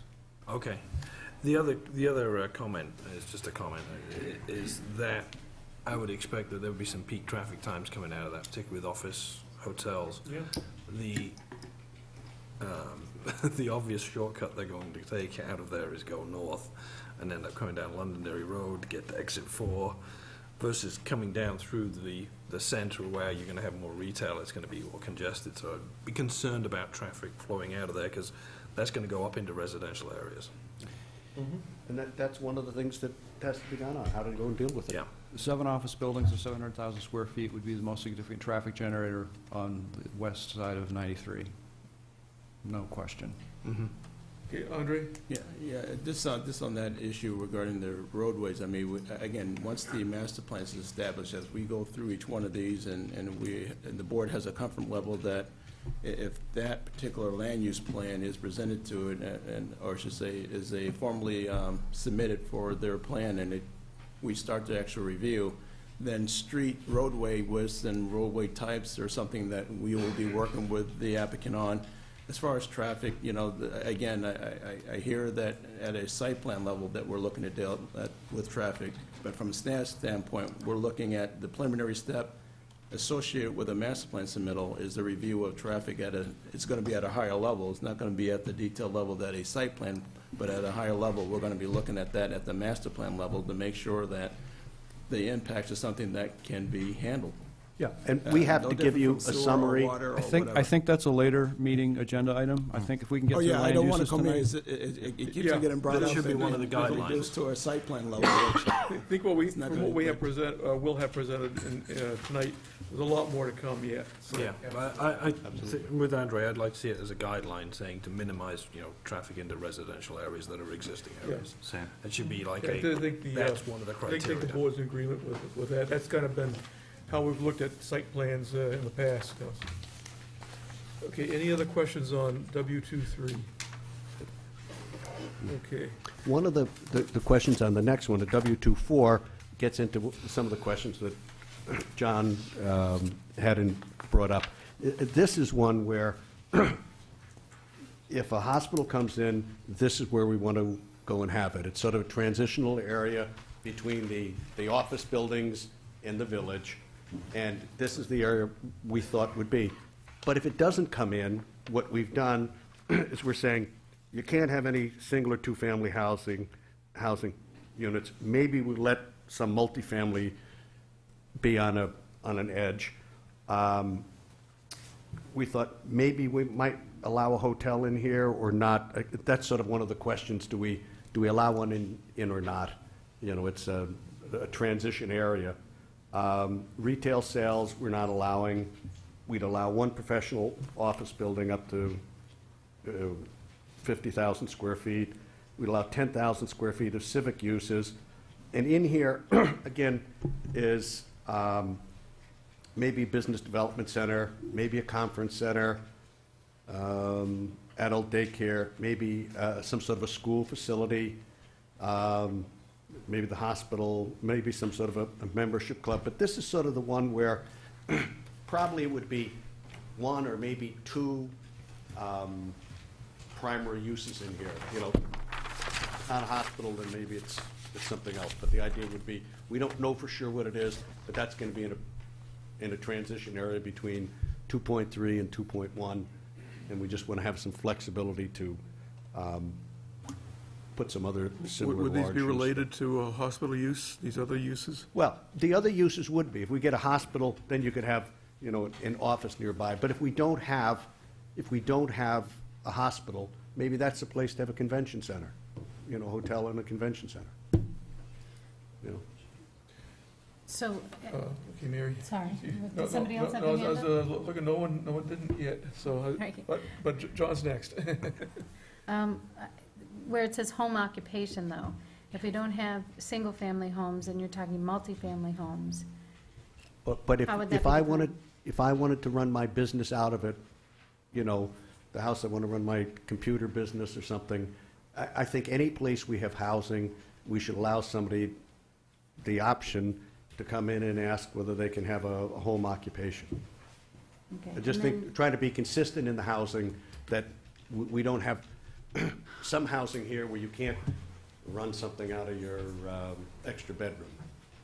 And then I want to make sure that we, somewhere down the line, get a really clear definition of what a business center development is. Absolutely. That's one of the Okay. places we got to get a definition. It's one of the definitions that we don't have. John? For those playing Woodmont bingo at home, we start talking about hotels, because hotel is mentioned several times in several Yep. places. The maximum number of hotels for the entire project is 3? Is that correct? Maximum number of hotels is 3, with 100 to 400 guest rooms each, and a total of 550 rooms. So 3 totaling 550 rooms on That's it. the entire site? Okay, then, That's- and because it's mentioned a lot of times, it's Yeah, sometimes confusing. but that's what it is. And Right. we don't really know where that. Sure, and I understand that. Now, going back to an earlier point, the way you have this depicted on this picture that Yep. we talked about earlier, and the way this is defined, to me is perfectly in sync with each other, because you're not sure of what you're gonna put here, but you do have enough detail in your definition, and you're depicting it correctly. That's my Okay. point. That's Good. all I'm gonna say there. Thank you. Thank you. Okay, so I think we're going to put in a number here, one hotel with up to, you know, this, if it's going to be a convention, it probably should be the largest size we could have, which would be 200. Should we wait for a This is definition? still subject to the cap of 3. Yeah, still Yep. subject to Okay, the just cap. want to make sure. Yep. Okay, any other questions? Okay, we'll move on then to the next one. W25. Okay, the next one, we term the northern corridor, which is going to be a small scale. We'd allow mostly residential and some small scale mixed-use development and accessible public spaces. And right off the bat, I mentioned, John, I think we should show the commercial space that just a little bit bigger than we are showing, because I think that's, you know, it should show a little bit bigger. Okay. But in this area, we're up to a possibility of 340 units. And one of the questions here was, do we, and there's no right or wrong answer, just like a little feedback. On a W-2-5, we have, it's come up, a couple of people said, we have definitions for a bed and breakfast. But do we want to have something like an inn? You know, I mean, it would fall under a hotel definition, but do we want to allow an inn the question comes up in some other places. Do we want to allow an inn, which would be more than, you know, a bed and breakfast, but less than a big hotel, you know, 30 rooms, 40 rooms? Do we want to allow it in the area? We don't feel strongly one way or the other, but the comment came up enough times that, you know, we want to allow inns, and is this one of the places you might allow it? We'd be just, you know, if we didn't have it, that's fine, but it's just a question that came up. And otherwise, we'd have 20,000 square feet of retail, 10,000 square feet of professional office, maybe some civic uses up to 100,000 square feet, and we'd allow some other businesses up to 40. So in the area basically between Pillsbury and up close to the cemetery, you know, we could have a module of some commercial thing. We had maybe one, maybe something down near Pillsbury, maybe something up on the other end, but with the limit that this is not very large, but this is mostly residential with small things in the middle. Yeah, And we have maybe to a protect better that. definition of retail sales. I'm looking for something that, like residences would stop at a store, something to pick up to go home, type of retail. Yeah. And this is one of those places where we can put in that, a business can't exceed, 3,000 square feet or something. And one of the discussions was, I guess I don't mind retail, but I don't want a huge store. I like to be able to have it, maybe like some offices, but I don't want a Sylvania coming in, and taking the one space. So this is one of the places where we can. Because I'd look for very low intensive use of the land for retail.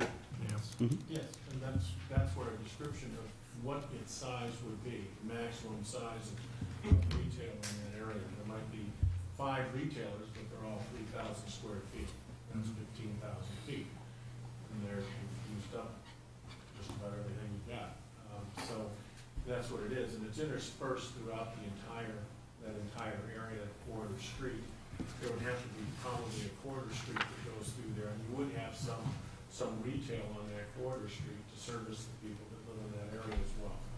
And that's the thought process.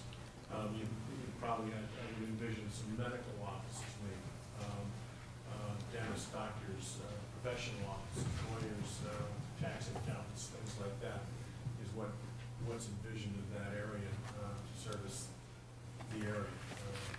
And since probably have a corridor of some sort going through it, that would be the place to put it, is on the corridor, and that could be defined.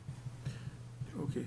And we'll show that on the plan. If we agree on a number, we'll have something that shows close to the numbers. Okay, Chris? Yeah, that's something that I think we need to have. In other areas, we've talked to up to a total of. Yep. And this one, we don't have that language. That's So, yeah, it talks about up to 20,000 square feet, and, I can see a line of 20,000, 20,000, 20,000, what's the max?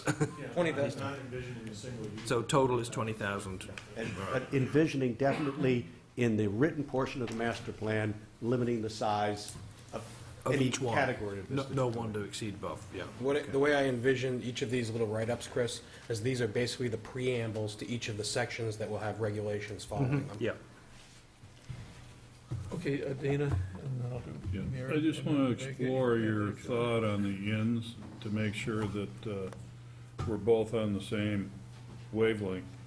Are you envisioning, what I'm envisioning anyways, is something like a quaint structure Yep. with kind of an upscale restaurant and then 20 to 25 rooms? Think of Bedford Village Inn. Yeah, okay. Not necessarily with the convention side of it, but, something of that ilk, do we, and this is one of the areas, I think there's one other area we're thinking. We had a couple of people at the meetings at Woodmont expressing that there's no place to really have a nice wedding. The inn is a nice place to have something. And so you have a restaurant associated with an inn and a nice garden thing for weddings and things like that. So that's the reason we put it out there, is there was a request for it. They thought it would be a nice touch. And where does it go? Well, it goes there, and then it also came up with, it might be a good use of W-29 overlooking the water. So maybe something along the lines of promises to keep over in Derry? That was a specific Okay, example. okay. And so, under hotel uses, maybe we put something in, 1 up to 30 rooms. That's an inn, it's not, you're not getting a big hotel. Maybe it's 20 rooms. I don't know what the economics of inns are, but, in that area, one of the things is, do we allow something like that in there or not? Again, it doesn't make much difference to us. If the board wants to have it allowed in there, that's fine. Yeah, we're going to do some more on the board anyway, but. Well, Mary? I was going to speak about hotel. If we're talking about this specific area, I think we're going to have different definitions of hotels. We can't just have that Absolutely. general hotel, and Yep. because in the ordinances, it does say, like, more than 6 rooms or something like that, above 6 rooms or something, is all classified as a hotel. Right. And that's, so we're gonna have several definitions of hotel in Yes. your plan. That's fine. Yep. Yeah, that's what I envision. Right. That we go and we define, we first have a basic definition, say hotels. This is what the hotel is, this is according to the ordinance. And then in this particular area, we fine tune it even more. And we say this is an inn and some maximum of 30 rooms associated with. This is a hotel convention center. Yeah. So they can have weddings. That would be, that's the idea. It's we're not gonna have a Hilton here, we're gonna have a Bedford Inn, whatever. So does the board agree that an inn, as defined, would be good for W25?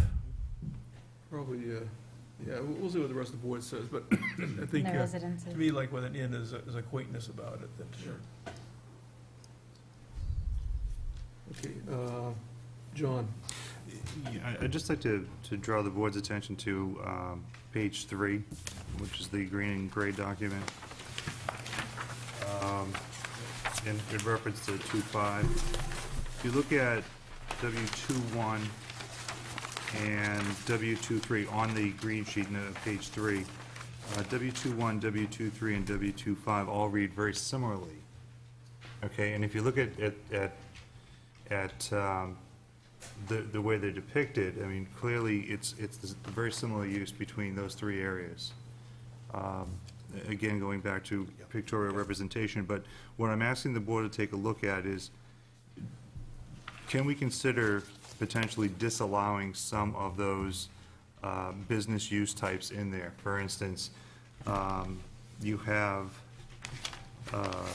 is it conference center or business center development? Business center development. Business center development, car rental terminal, repair services, research development lab, service establishment, warehouse and storage, wholesale businesses. Those types of things, and again, I'm asking for consideration from the board's perspective to look at and compare what we have here and whether or not we want to limit the uses of this area to more depict a residential component with some light business use. Thank you. I think we should. Yeah, because I kind of envision it as light. Yes. Very, very light use. That's only my opinion. Anyone else on the board? I think it probably makes sense to scale the uses back a little bit on that, but with the inn, it's probably a good idea. Probably more like 25 rooms or less unless that's crazy. But I would, Yeah. Does that go against your totals for the? Pardon me? Does that go against your total? Sure. For the, Anything so goes against the 550 not total. to exceed, okay. Right, fair enough. No, A room is a dwelling, like a unit. I'm talking about the inns. The ends, yes. Yeah. Okay.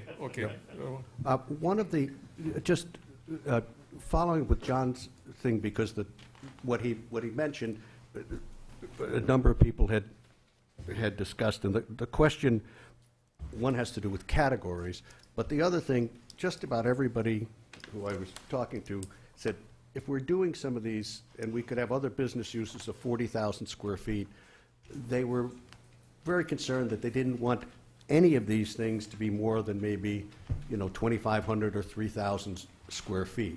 So whatever it would be is more of a, if it's research and development, it might be me trying to figure out how to use my computer better. But the idea was not to allow any large use, but smaller uses. And we're not hung up on any of the particular uses, but the idea in the limiting language, it'll be that they can't be more than a particular size, with the idea being. But why have them when you have them defined elsewhere on the properties that are more than adequate to support those types of businesses? Oh, Right, that's my point. oh, no, Right. but the question, we're not hung up on any of the. And I'm not hung up on scaling either, but, we're trying to do again is have a maximum density and then define what the size of those densities are to make that maximum and what are the best uses. Like, in my opinion, you know, we need to be able to say that it's professional office space, it's, you know, professional office space for services, for doctors, dentists, lawyers, Right. Banking, financial assistants, all that kinds of stuff. And all that adds to the maximum, and, you know, and it's interspersed throughout that entire area. But we can even further define it as it goes into a particular corridor or a particular center or multiple little centers so that it's dispersed. But, you know, you don't see it right in the middle of a residential neighborhood. It has to be on like a major thoroughfare or something like that. We do, and that's what we have to do when we define what these are, okay? But what we're saying is this is our request for the maximum densities that are here, and then we need to define how big those densities are and what kind of uses we want to see in those densities. And if people think that, well, up there, those things we'll allow in W21, maybe some of the categories we shouldn't do, you know, we don't have a great, you know, we're not hung up on that at all. It's, you know, when you say a professional office building, there might be a 10,000 square foot office building, but it's all professional uses. Right. You know, and it's just a thought process, and we need to define it, and that's where we should be. Right. And we can think that as well, to a better focus on the TND one. if the input is narrow the list, Yeah, I would say, we'll narrow the list. yeah. Andre, then I'll go. Yeah, actually, Mike just went down a path that I was thinking about is with, if you can go back to the larger map, T&D one. And right now, you know, that map is shown with an exit 4A type of scenario, but if without exit 4A, almost the draw is not there. Therefore, it probably make more sense to have it more concentrated where you have your village area. Or if the ideal is to have the lower scale type of retail to serve the area, meaning that they don't have to always go down to the village area to get whatever they can, those that live there can go get a. And that's what you do by limiting the definition. And one of the thoughts is that you try to have a walkable area, and within 5 to 10 minutes, you try to have a place where people can walk to. So up in this area, you know, maybe it's closer to the high end, not where the exit would be, but maybe closer to where it shows that oval. Maybe that be just a sort of another little neighborhood commercial area. Well, people can have those services, maybe some convenience, rather than always going to marketplace. So like a bank, oh no, we want them always to go to Market Basket. Okay, so like a bank or a, Banks, yeah. you know, Yeah. I haven't heard you guys mention banks at all, and we need some. Financial more. institutions. Financial as Right. well. Yeah. Yeah, And maybe what we do is we eliminate some of these other ones that are better in other areas. We go down and we knock a few more of the categories off to get it more like office-y. And that's my point. That's where I'm at, because if you look at the more industrial, Yep. heavier light industrial type Yep. stuff is where I'm kind of Okay. identifying it. No problem. We'll modify it. We'll go and, Okay, Laura, and I'll do Dana, and then I'll go down here.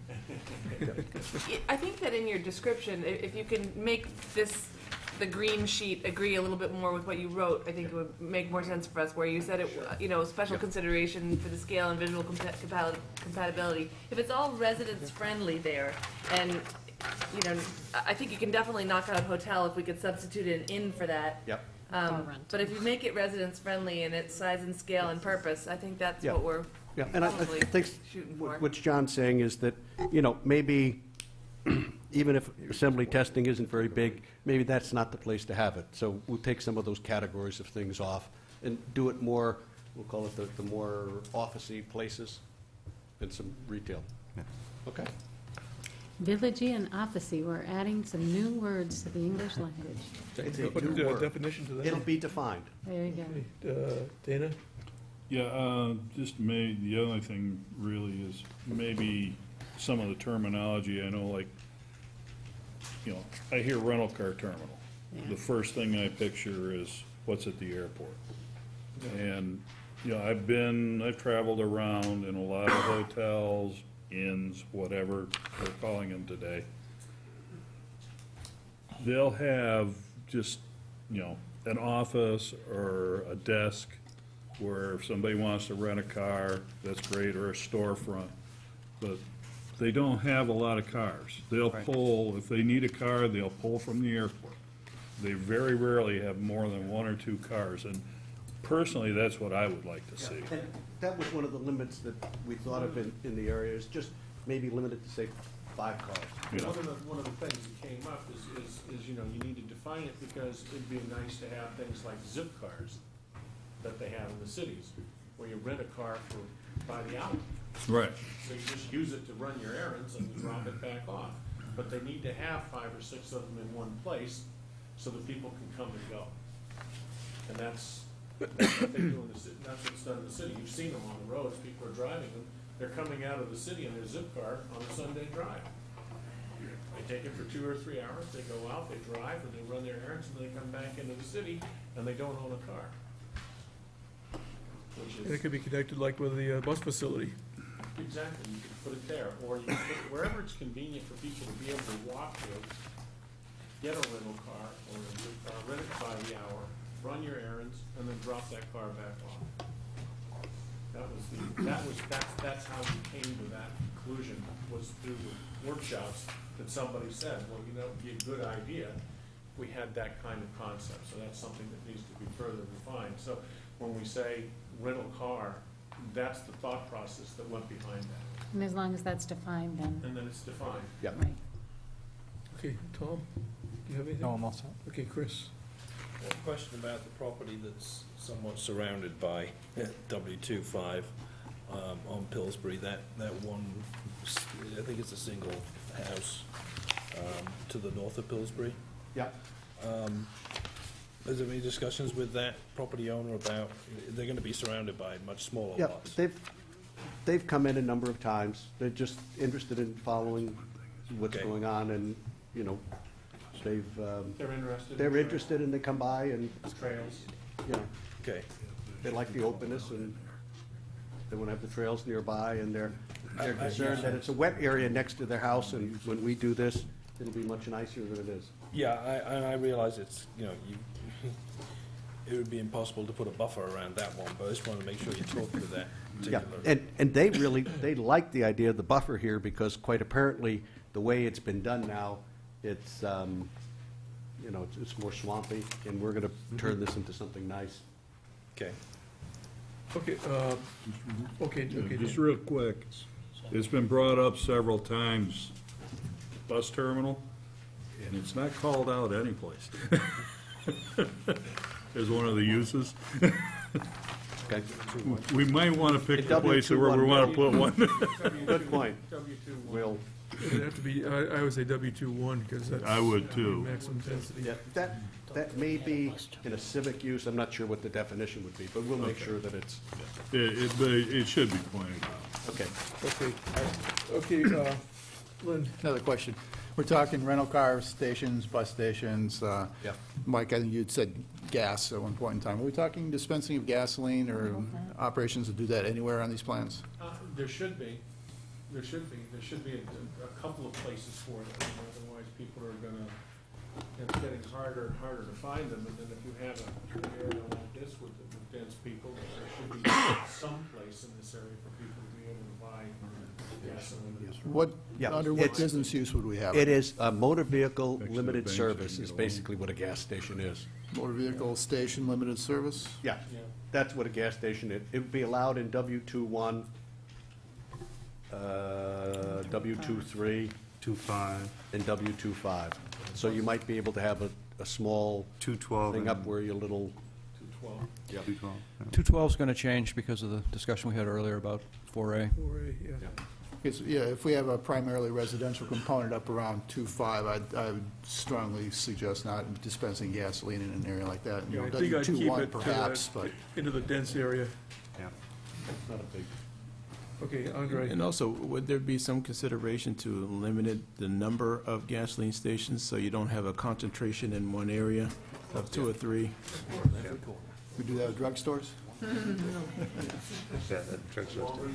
What do you think? Right next to the CVS. Right aid. On the right aid. Okay, at this point, we've covered W2-1 to W2-5, and I think there's been a lot there. And I want to get some public input, and I want to let the public ask questions or comments on W2-1 to W2-5. One point, Art, before we do that, are we planning on going through the entire matrix tonight? Yes, we're trying to get there. It should get easier. The next ones are much easier, a lot of them are I just think the it's same. going to be easier as we Just go to set along. the We expectation. said that at Yeah. The expectation. Yeah. Because there's Thank you. I take it there's nothing at this point, because we'll cover some more, and then we'll give people the opportunity. Okay, Joe Green, you have to grab a microphone. Sorry, I almost missed my opportunity. Okay. Basically, my opinion is that we have to identify the total density. I know we took it off the table, but I think it's up to you to actually do that and to identify it. We talked a little bit, a few minutes ago, about the 1,300 number, and if 100 of it was senior and affordable. Well, that would mean if 100 that was senior and affordable, it would now be 1,400, because you're identifying it as senior and affordable. So I really think it's very important for us to not take it off the table. I'm just suggesting that we identify that. Second thing is in W23, professional offices with 700,000 square feet, 7 professional offices. This is zoning. This is what he is proposing, and this is what you need to give direction on. If you're not comfortable with that now, then you should just say it. It's a zoning use. He's asking you for it. If you're not comfortable with it, take it off the table. Give him direction. That's, I think, what we're trying to get accomplished here by going through these things. I don't think you need to wait for the traffic study. I don't think you need to wait for the site plan area time frame. You're already too concerned about it with the conversations that we're having up here. So no is the answer. You left it open, and I just wanted to revisit that. That's it. I think we want at least some degree of flexibility, because as we go through the iterations of developing the master plan, at that point, we'll probably take things out. We're going to add things on, I think, at this point. So, That's okay. how I look at it, Yeah, I mean, as we go through the process, we're at the very beginning. So, the way I look at it, when you develop a plan, you don't want to box yourself in a corner. We have a lot of regulations anyway. Some people say we have too many regulations, but it's been through the years that we've developed all these regulations. And currently, we are comfortable with the 1,300 maximum. Yep. And what we have said, Joe, is that we are going to have Tom take it back to the council, and we're also going to let people, email us or get in touch with us and let us know if they want additional workforce or senior housing. So at this point, we are comfortable with the 1,300 maximum. Okay, Mike. Mike Speltz, 18 Sugar Plum. One way to measure the amount of flexibility, because that's really what's at issue here, is how much flexibility. The more flexibility the developer has, the easier he can respond to market conditions, as he said. The more flexibility, the less flexibility, the better the planning board and the public understand what's going to happen here. So this is a negotiation. I added up the maxima in each of the areas, and right now the maxes add up to about 2,200 homes.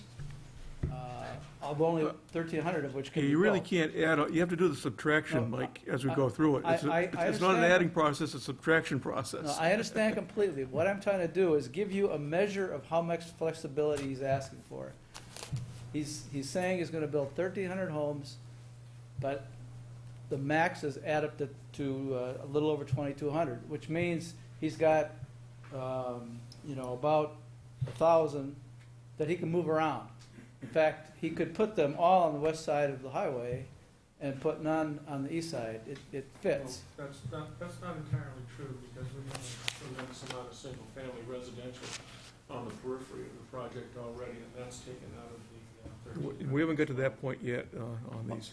All I'm saying is, I think as you move forward, we need to tighten these maximums up. So when you do that addition that I just did, you know, it gets closer to the project maximum.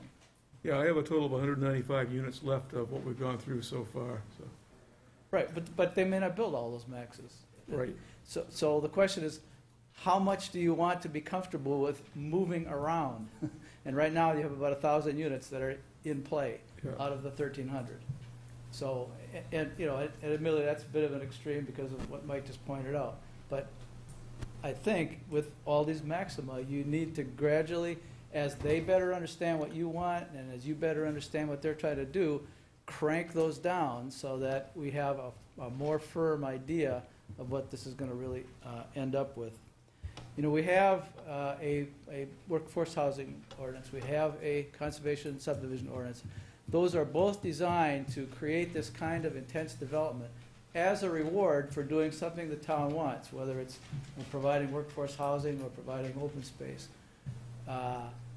That give and take, I think, needs to happen here. So the applicant is saying, you know, if you want the workforce housing, you know, we'll do it, but it's at no cost to us. Well, that's not necessarily what the intent was of our workforce housing ordinance. It was a quid pro quo. And so, you know, I don't think you need to be apologetic about asking for part of that if you choose that 1,300 to be workforce housing. The concept is a good one of having these maximum. It helps the developer, it helps the board. I would like to suggest adding 2 additional maxima, or minimum, as the case might be. One would be a maximum, and it could be project-wide to give them the most flexibility possible, of impervious surface. How much impervious surface do we want on this development? That's a good measure of streets and rooftops. The second one would be a minimum, and as you know, I've been arguing for a long time to preserve as much of the state significant agricultural soils, prime agricultural soils. Can we set a minimum? And I would ask the applicant to propose a minimum of acres of that he can manage to preserve by whatever clever means he comes up with in configuring his lots and his no-cut areas, or his, you know, no development areas. Yes. Thank you, Mr. Chairman. Okay, you're welcome. Anyone else?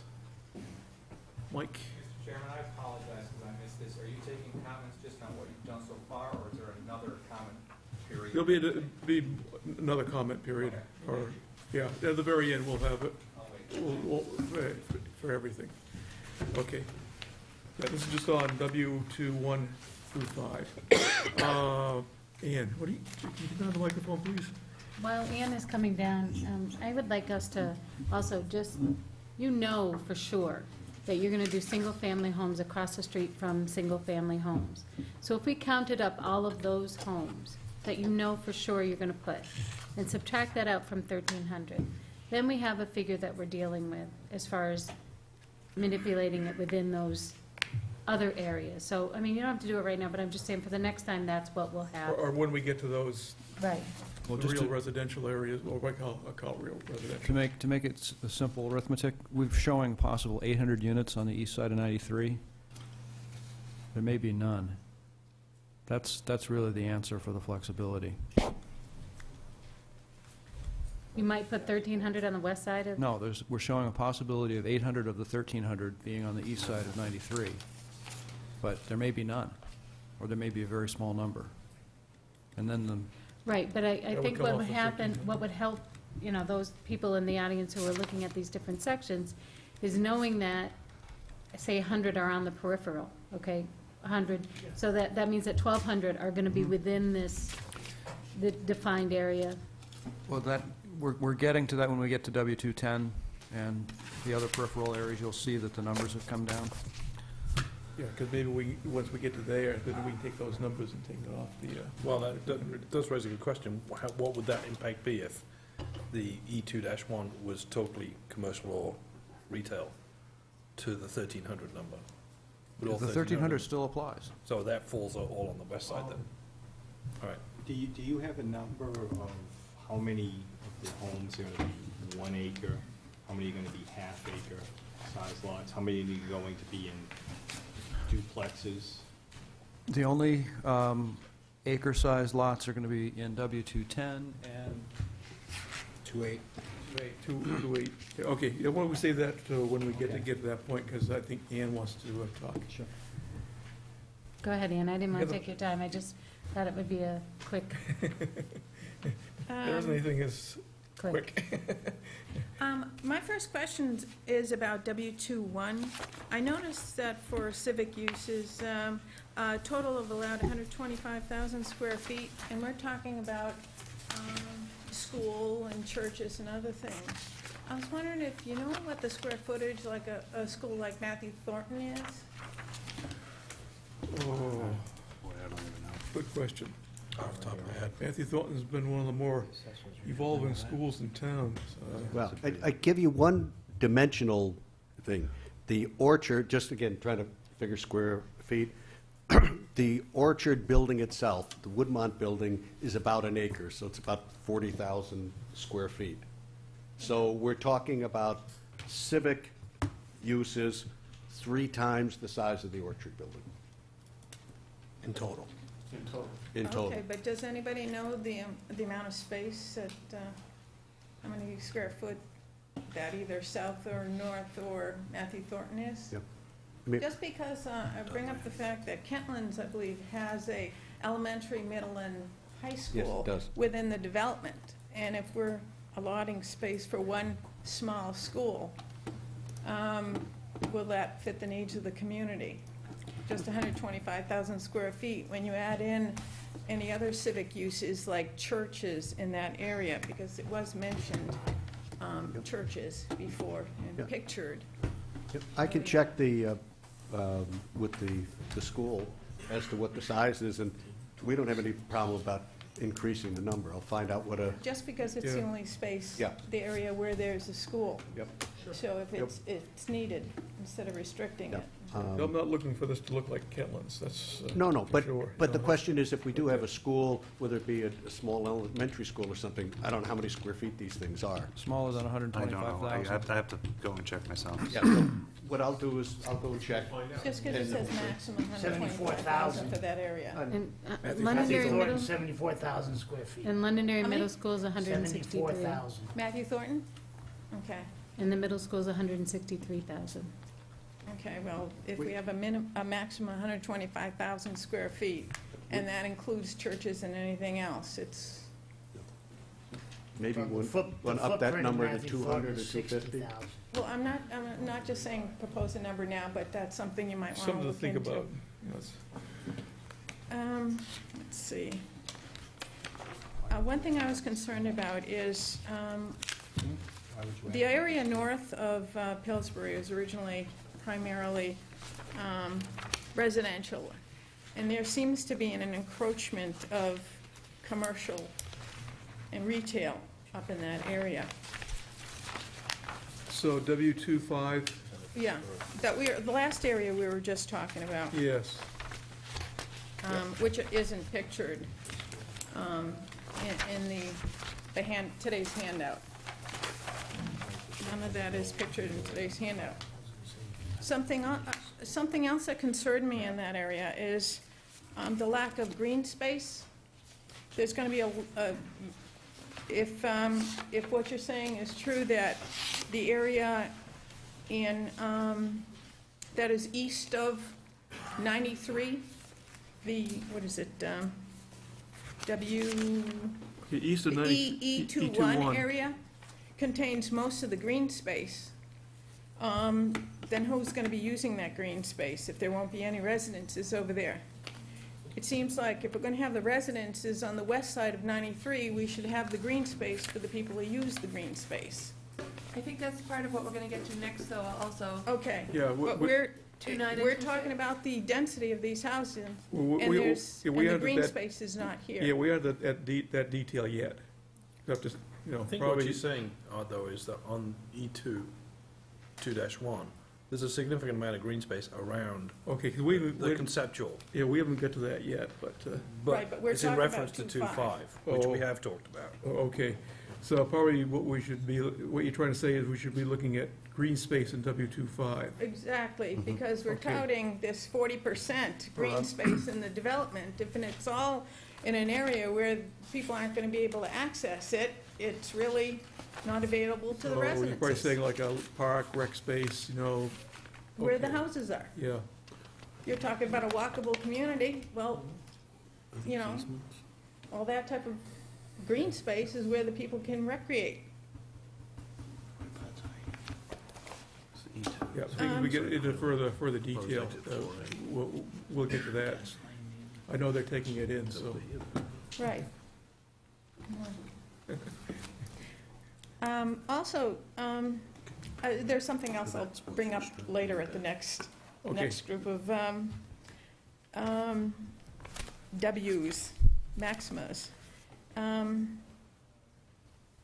see. Let me just go through my list here. Like John said, I'd like to see pictured in these,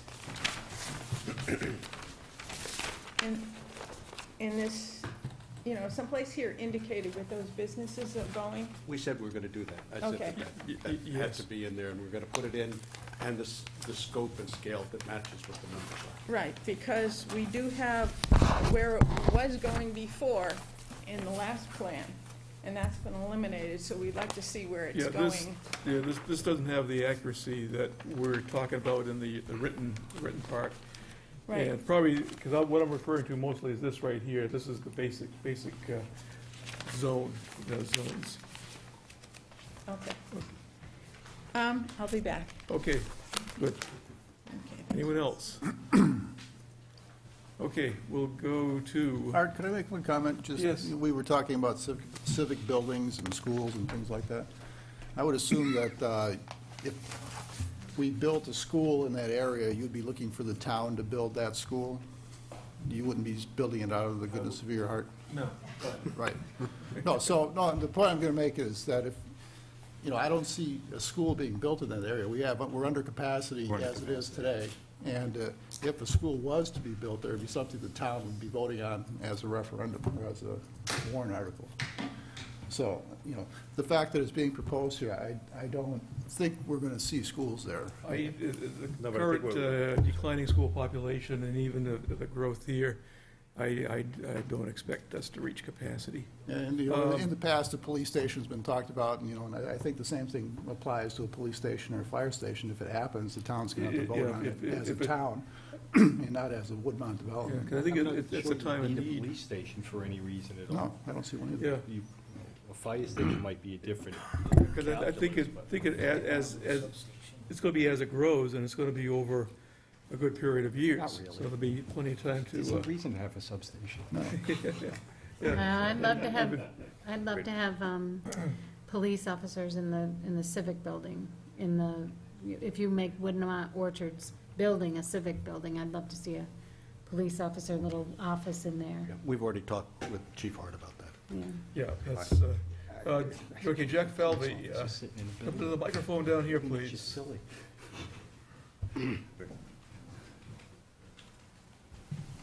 Thank you, Art. If you back out that visual, you'll notice that there's a lot of gray area out and around the facility. And the gray area, as pictured on the handouts, is what Londonderry is. And if you look at the density, compare one to the other, you can see what we are now and what's being proposed. Now, what we are now feeds into our current road system. So when we talk about 1,300 dwellings, people live in the dwellings, not one person per dwelling usually. So we're talking a large number of people. And despite the fact that this is a walkable community, we are not a walkable area in this part of our state. We don't have mass transportation, we don't have concentrations of facilities. And by example, Century Village is very walkable. But every single resident of Century Village has an automobile. And they drive to their little post offices, and they drive back and forth. Now, you can walk from any place in Century Village to the grocery store and back again. but people drive. So now, if we multiply the 1,300 out in this area by, let's say, 2, now we're talking vehicles. And we notice that all of these little squares here and all of these where we casually mentioned 500 units, we're talking in 1,000 automobiles when we talk 500 units. Maybe 800, right? Or maybe 1,500. Yeah, we don't really know. Correct. So the problem is that we're asking the board to make a decision on a hypothetical, how many automobiles are going to be out there. And yet those number of automobiles and the number of people living in the dwellings is of great concern to the people living around the area. So the density is not an abstract thing, oh yes, we're going to have less than 6 per acre, but in some places we are going to have 6 per acre. That's all in abstraction. What you want to try and visualize is how many people, how many automobiles. And then people don't store their automobiles on site. They drive them in and out twice a day. So as you go up and down Gilchrist and up and around Pillsbury, with those little gray spots out and around the edges, those are filling up those roads during peak hours considerably. And that's very, very light density compared if you just look at the gray versus the yellow. So I hope that we would look in terms of this 1,300 is a marvelous number for Michael to build his business model on. But there may be other business models that are not quite as profitable as the 1,300 for Michael and for the way he wants to do it, but they might be a better number for the town. Right, that's kind of what we're negotiating at. Right now, we're at a very conceptual level. We've got 1,300 out there. But I haven't heard any negotiations down from 1,300 or any suggestions, because that's stated as an absolute. We can't do it without. Yeah, I mean, that's the absolute top. But I think as we develop this master plan, that's when we start dealing with a little more reality. And then we get into doing some of the traffic, like overall traffic stuff. Okay, That'll probably give us a better indicator. But as we go item by item here, or place by place, we're casually mentioning these numbers, and each time we mention them, it's always based on the 1,300, and each little subdivision therein is part of that. So I think we want to be careful that we don't make the assumption in the very beginning that this is the way it's going to be. Yeah, as far as we're concerned, it's not a hard number. I mean, it's a number they're looking at. Okay. It's a number that they've represented to us. It's a number as we get into the more detail of it, it's probably going to diminish, because what's going to really control it is traffic capacity, our ability to. On that note, traffic. your promise to diminish, I'll rest my case. Thank you. Okay. Not that we'll get there, but that's our aim, is something that's workable both for everyone. Okay, we'll continue with W26. Yep. W26. This one should be fairly simple. Famous last word. This is primarily the wet area that could be a pond. The idea is this should be publicly accessible, passive recreation with a small amount of maybe retail, such as, it doesn't show on here, but there's a little island that's about 2 acres. And it shows on the other, on there. And whether we finally get a full pond, whether we get a half pond, whether we get something, in the middle, there is a piece of land that is a very nice, scenic piece of land that would make sense to have walks and something. And the idea was we want to allow in this area some civic use, not to exceed 5,000, and some commercial recreation or restaurant business. And in the written portion, Mike was suggesting we limit it to like 1,000 square feet of any sort of maybe some kiosks around the edges, and maybe some sort of a commercial recreation, rental of kayaks or rental of something.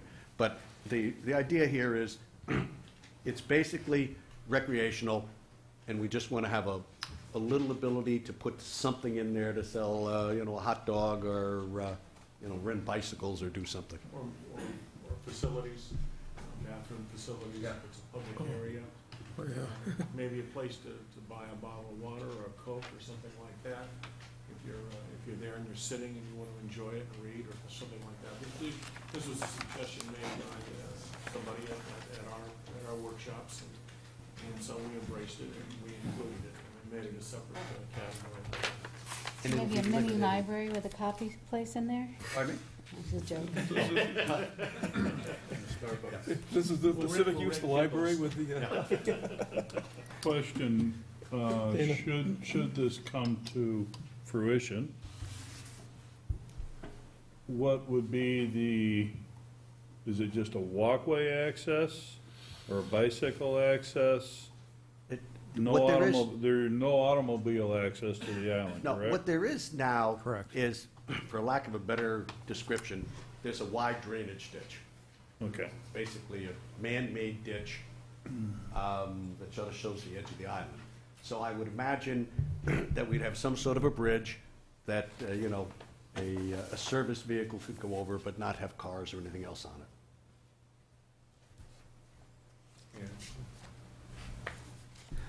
I'll tell you where I'm struggling. It sounds good, great, go get a hot dog and a coffee and we'll bike around and someone will be out on this 5,000 square foot facility that's gonna sell us something. We might have 10 feet of snow out there. I mean, do you see what I'm saying? I mean, is this a practical use and putting that type of, or allowing that type of use on an island that? We were thinking seasonal. So something like to be honest with you. Max. Look at Max. And we were also thinking of winter, we were thinking of ice skating. Who maintains this? Who maintains it? Who's gonna maintain it? Us? The town? Whoever, The project. I was thinking the project and then the users, the kiosk owners would support taking care of it, but if we don't have to do it. No, I understand, but I'm thinking about, we had an awful lot of snow this year, right? And it I mean, it would make sense that if you have kiosks and you could lease them, you could build in CAM charges or triple net maintenance agreements with the users to take care of it. And then it would be the responsibility, whoever quote-unquote own the island or the community could police it and lease out the properties and reap the income and then use that as a way to pay for whatever maintenance there is to it. There's a million ways to do it, it's just a suggestion.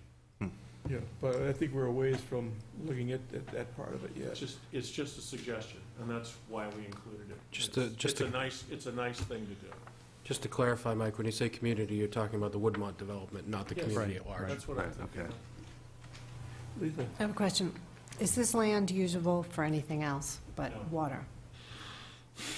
Oh, excuse me, but water? No. I mean, I see it's a pond, but It's is that water. because you don't have a choice, really? It would be dual function as a pond. It would help the drainage system quite a bit by making a pond. Okay, but there's no creek leading into it, is it? There's a lot of water going in. There is a sort of a seasonal stream that comes from the other side of Pillsbury down through here. Okay, so it won't be stagnant water? No, and there's a little dam down about there. Right about Got a little beaver dam down where that house sort Oh, of. no, it's actually it's a dam with a weir. right there. Yeah. It's closer to the road. So is there a possibility this will dry up? It hasn't, Depends how deep they dig. it's a dredging aspect. We've been told by DES, who was involved in the original municipal charrette. You understand there were two charrettes. In the municipal charrette, and they categorically told us that they believe that we could get the island and the periphery without too much trouble. There has to be ongoing negotiations with Army Corps to get the entire thing, but people feel that it's doable. It would be a tremendous amenity for the community to have if it works. But it's all a matter of what's the process to get it. I'd love to have it because I think it'd be a tremendous amenity for the community, and I'd be the guy responsible for dredging it. But it'd be a tremendous asset to the entire project. Does that feed into the pond on Gilcrest, on the side of Gilcrest? There's the little pond with the weir, I think Mike was talking in regards. Yes. Yeah. That's exactly. I've never seen that So- low, and last year it was full of water up and through summertime. I have a pond on my property, it was down 4 feet. So it seems to be well fed. That also drains the entire watershed for Woodmont. Okay, so I don't want to get into the muckety muck details of it right now, but like on another section, and forgive me, I can't remember the section we discussed before, where we talked about if not this, then something else. Is that something, maybe, Tim, we should build into, if there's not a water source here, what can it be? And I'm not saying we have to do that now, but Yeah, it's Passive recreation. I mean, It's either a water course or it's a golf course. No, Can't it even can't be be a that. golf course. It's a Wetland. wet area. It's all wetland. Definition is only to improve its enhanced ability okay, so to that'll retain then be water noted. or to make it a better environmental mix with the, what's already there. It can never be anything. Okay. So I'm told. Okay, comment on religious facilities. By federal law, we have to allow them in all areas. That goes back to the year 2000. wherever you have like assembly uses, yes. Yeah. So we can't say no. Well, they're allowed in the project, but we thought it might not be appropriate to build a church in the wetland.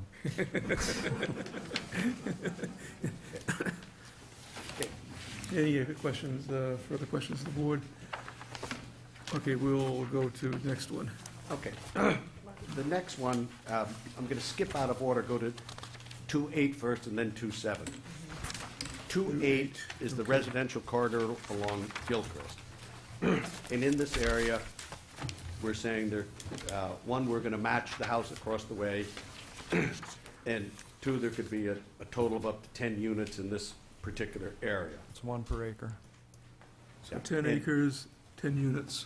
Yeah, and we can't do hotels, can't do retail, can't do professional offices, can't do civic. The only thing you could do was a home occupation. So it's basically 2.8 is your residential buffer. And then just take it in, moving beyond, because it's all in one place. 2.7 then, what will also be residential, no, it's a residential use, and depending on what happens with the water, if we only get, say, a half a pond, sort of a horseshoe around the island, this would just be housing. If the water was there, we tried to have some connections along the water, and maybe in the same thing we were talking about, maybe allowing some other use there on the edge of the water. We had up to 10,000 square feet, but again, the idea is that if there's a pond, that becomes a very attractive place. We may want to have, commercial recreation things or a restaurant. We may want to have, that may end up being the place where we have paddle boats or some things. I think somewhere along the edge, we're going to have it, and maybe it's there, maybe it's somewhere else, but we're just leaving the option. We're thinking that's a nice elderly housing area as well, because it would have proximity of water and be peaceful, and would do things like that if it comes to fruition. If not, strictly a residential play. There's no access to W21 though from there, right? Say again? There'll be no access to W21? Well, there's a development in between. But I think in earlier conversations that there's no walkway to there. Well, we're anticipating going to those people and asking if we can build a walkway through there. Yeah, they own the southern end of the, they own the southern end of the wetland. Their line pretty much is the edge of the wetland. I think you could walk this way. Well, you can walk around. Well, we can walk around, but going to the southern end, we'd have to get okay from Londonderry Commons. Okay. But we've always envisioned having pathways all the way around that water course. How wide do you anticipate this to be if it is built as big as it is shown? At the bottom, how wide in the southern part? That is probably, just doing a very scientific thing here, it is probably 900 feet wide. you know, from W27 to W21, about 900 feet. It's substantial. If you look at the aerials, you can go onto the GIS of the town, you can visualize it very easily. It's a large area. So, And the apple trees are along W28. Apple trees. Or apple trees, right? So we got was it 3 rows, I think, we talked about? We never defined it, but Okay. it's up to you. Buffer. Part of the buffer. We showed a buffer. Yep. Art, do you mind if I just quickly ask? I noticed that someone has been pruning those trees and lately. You guys taking care of that? Thank you. That's nice. Thank you. Now, does the board like the 3 rows of trees along there for the buffer? I think we've covered this once before, but just to make doubly sure we're comfortable with it. Yep, okay. Before we finalize that, can I just double check how deep that goes? Okay. I'm just visualizing 3 rows of trees, you know, depth. in one part, the trees are very far back. Maybe we have to plant some near, when you go along Gilchrist. The first place, you know, the trees. Right up against it, another place, they're almost 100 feet back. Oh. So we'll have to determine. I mean, I don't have any problems relocating some of the trees. It'd be more appropriate to have a defined size width with a number of trees Yes. width. I think Chris is correct. Yeah, rather than what's there right now. It's not like we couldn't relocate trees as well. Yeah. We do it- I We think do it all the time. keep that buffer there and also keep it scenic, because I think that's It's important. a hallmark of the town, you know, Sure, having that it's row, important to us, nice too. row of trees down Gilchrist. It's important for us as well. So, The other any concern thoughts that- on, The other concern that had been raised about that area too was the number of curb cuts. That it looks like on your plan you've got that down to like 2 with a loop road. With a loop road. Yeah, okay. Okay, any other questions from the board? Okay, next. okay, so we've gone through 7 and 8. The next one, 2-9. 2-9 is basically the corner of Gilchrist and Pillsbury. And again, we're trying to have a residential with some civic uses comparable with the surrounding place. Again, one of the questions is what happens on the edge of the pond. The idea here is to have up to 25 units in this area. And here's another one of the places where, you know, your choice. Somebody mentioned, geez, that might be a nice place, sort of where it juts into where the pond is, to go and have an inn, you know. And so, you know, if you think an inn would be good there, we add it in. If you don't, we take it out. But we're thinking of the same category, the 25, 30 room, you know, a smaller inn maybe on the, looking out over the water in that location. And the water there is more realistic than the entire pond, because we've already been told by DES that's more of a reality than the entire pond, but we're going for the entire pond. Yeah. And the other thing there is we'd allow civic uses up to 5,000 square feet. We'd also allow, and we'd limit it again, a commercial recreation with the same idea. We're talking about, you know, we're not sure where the water goes, and, you know, there might be things like the paddle boats or the kayaks, something, have some little thing there. Seasonal activity. Yeah, we don't know whether it would fit in 2.9, 2.7, or 2.6, but around the edge of the water, somewhere there, it's gonna make sense to have, if we have water, to have access. And so we're allowing it in here, but with, you know, if it doesn't make sense here, you know, it'll be in a different place, so. Yeah, I think, to me, the proximity to the residential areas, I think even a small inn might be a little too much. I look more like a bed and breakfast type place along the edge. I mean, that's only my opinion. You're talking like a 25 room type. Yeah, like a 25, again, think Bedford Village Inn size or something of that. We're talking about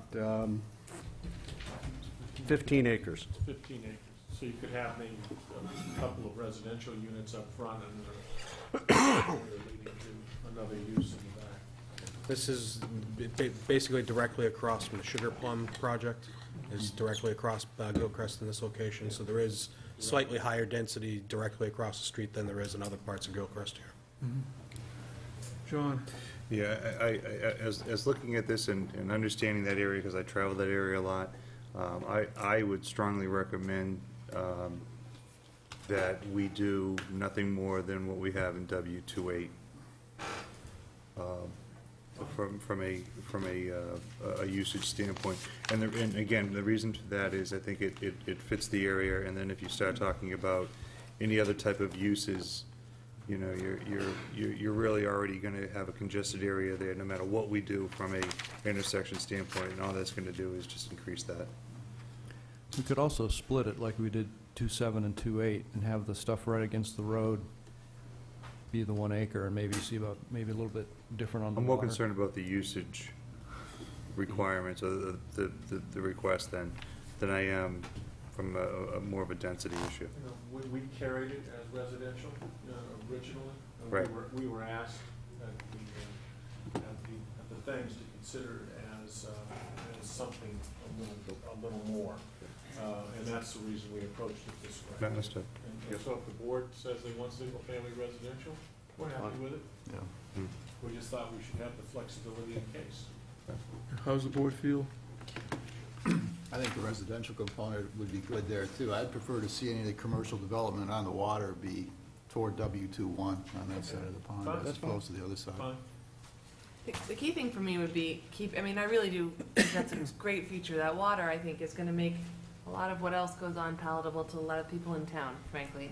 It's a very nice feature for the town, and I think that if we can maintain public access, you know, ringing the pond, then that would be great. And I think it might get tricky if you had, maybe it wouldn't, maybe you could just accommodate everybody's wishes, but I think I'd probably want to keep that on. It'd be easier with less complaints if it was an inn there or something along those lines. Maybe so. Residents will always complain about people walking in their backyard, always. So Well, that was the other reason for it. Because you're gonna have, it's gonna be when that goes in, it probably will be attractive. I mean, residentially, it's gonna be a wonderful place to live. So it's. And we're talking about still maintaining the apple trees along the periphery? No problem. Okay. I mean, I don't have a problem with it being an inn in that area. I think that's. I don't either. I personally think that's a better spot for the type of inn we're talking about than the other area. Because being near the water, that's gonna be a tremendous draw for people that want weddings, stuff like that. The road that's right next to the old Market Basket, that's gonna go straight through, Yep. I believe is gonna take a tremendous amount of traffic off of Gilchrist. Correct, it will. And although, you know, and John drives it, I drive it because I go to work every single day up that road, and during baseball season, from 5 o'clock until 7 o'clock, the line is tremendously long. But I imagine people will find ways around it. And while I appreciate what you're saying as far as traffic is concerned, I think that you might have people coming and staying for 3 or 4 days and not traveling out of there, you know, especially if it's like a wedding, because they could be walking to their destinations in the village where they're getting their nails done and whatever else they're doing, you know. I don't know, I think it might be a nice alternative to having single-family homes. If there's 15 acres, 15 homes.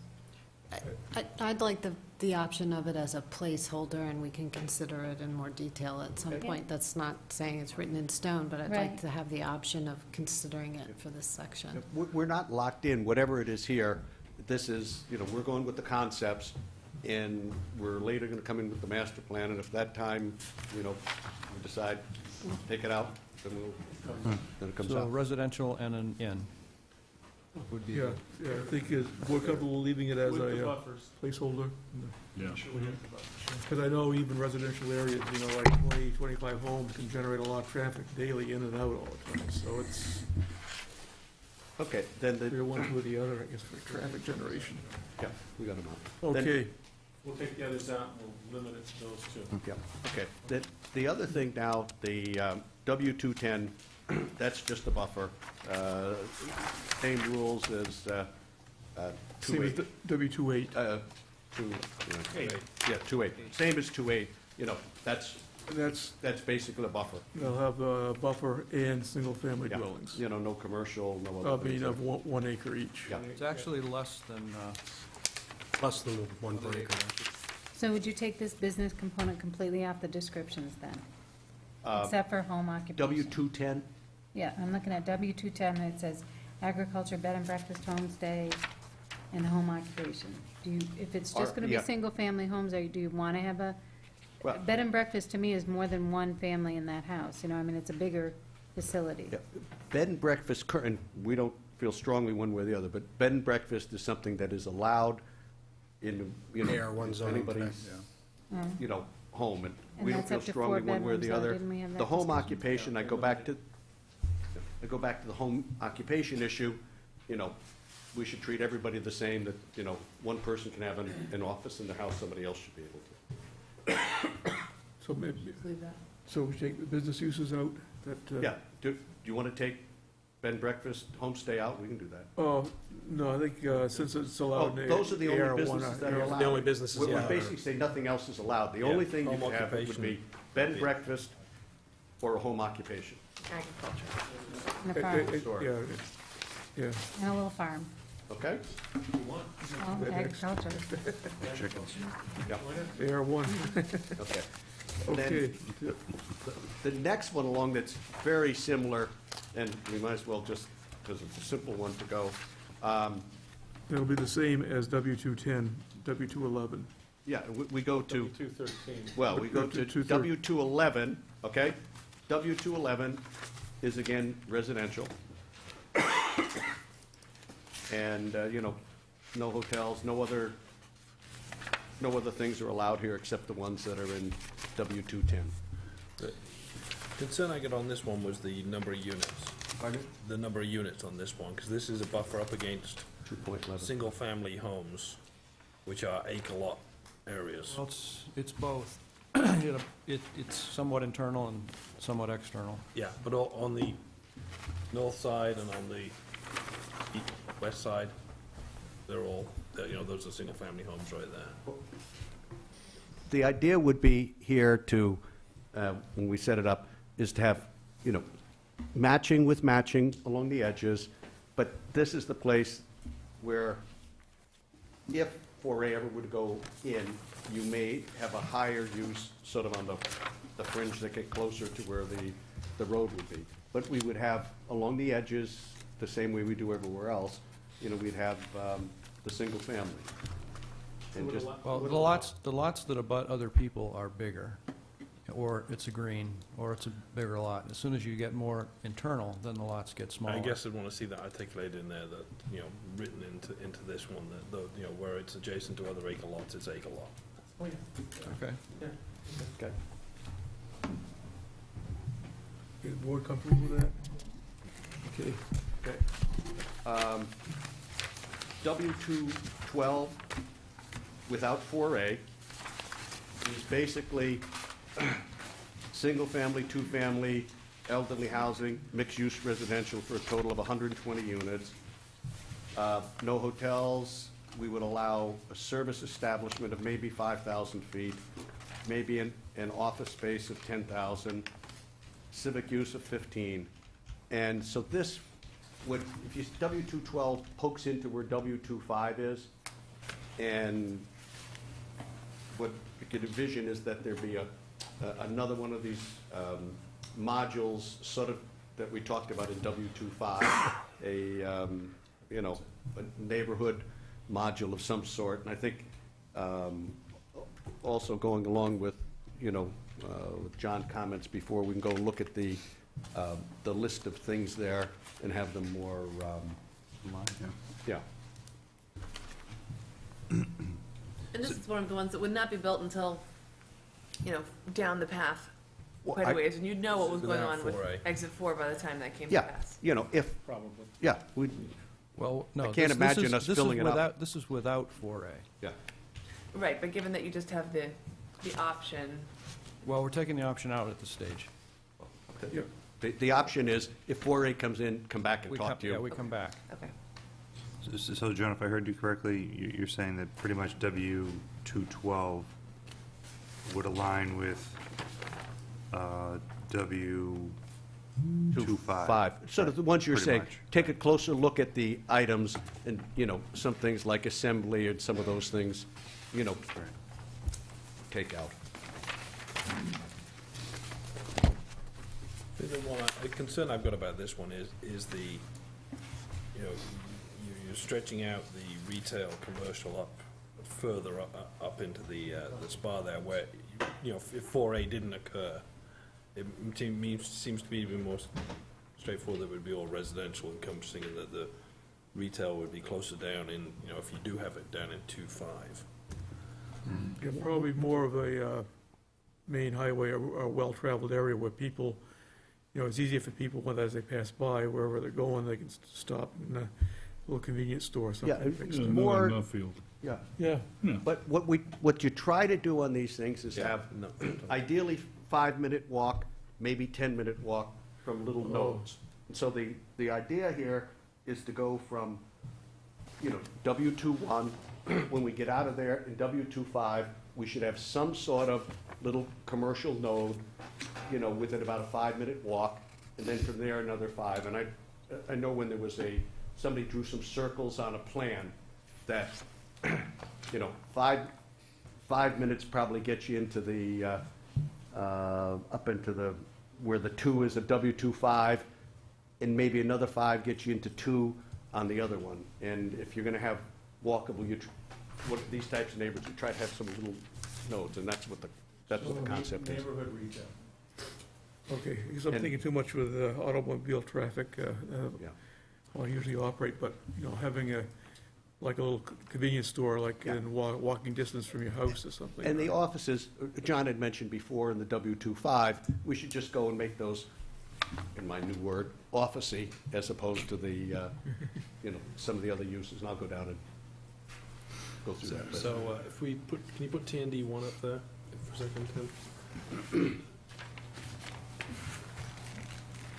The area you're probably talking about is right where you've got the circle there. Yeah, where the circle is, and then what they say is probably down at the next big crossroad down, there, if you're talking 5-minute nodes, there should be a little something around there also.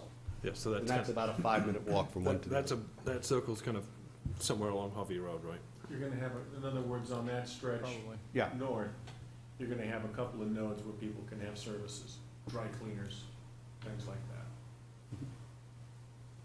And still be within walking distance of their homes. Still encouraging people to get out of their cars and walk. Board, comfortable with that? I think Chris favors more residential, but, I think we gotta look at a little, well, at least keep it open for, If it's in this there. is not gonna happen till. Yeah, I will come in with, as we go to the next stage, modify it a little bit more, as we've discussed. John? To Chris's point, if you go to the colored map. TND 2. Yeah. So if you drew a line from the bottom of W211 down to W213, straight across, I think, Chris, what you're saying is that if 4A doesn't happen, that portion of W212 should be residential and residential only, and the remainder of W212 that falls into W25 would be W25. Yeah, right, use that, yeah. Right. Okay, but then we would change one, I think, we want to remember, we want to have a couple of nodes. And right now, the second node would be probably right in the area you're lopping off.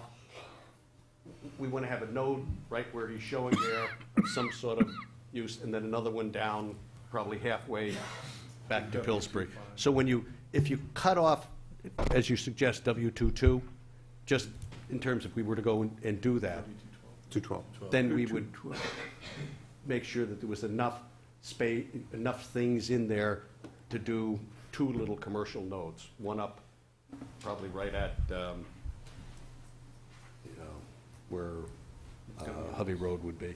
I think it would help the board graphically if the yellow extended down around and connected around the perimeter, like it does over Yes. here. Okay.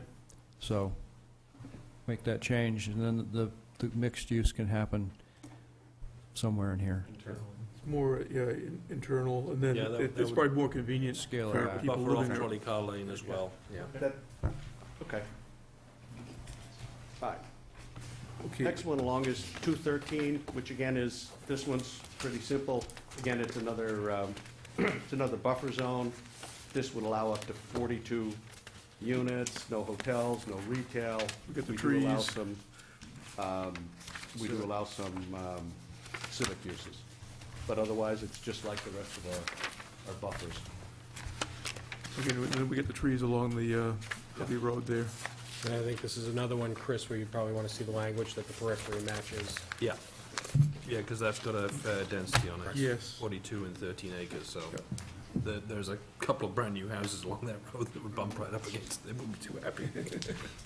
Yes.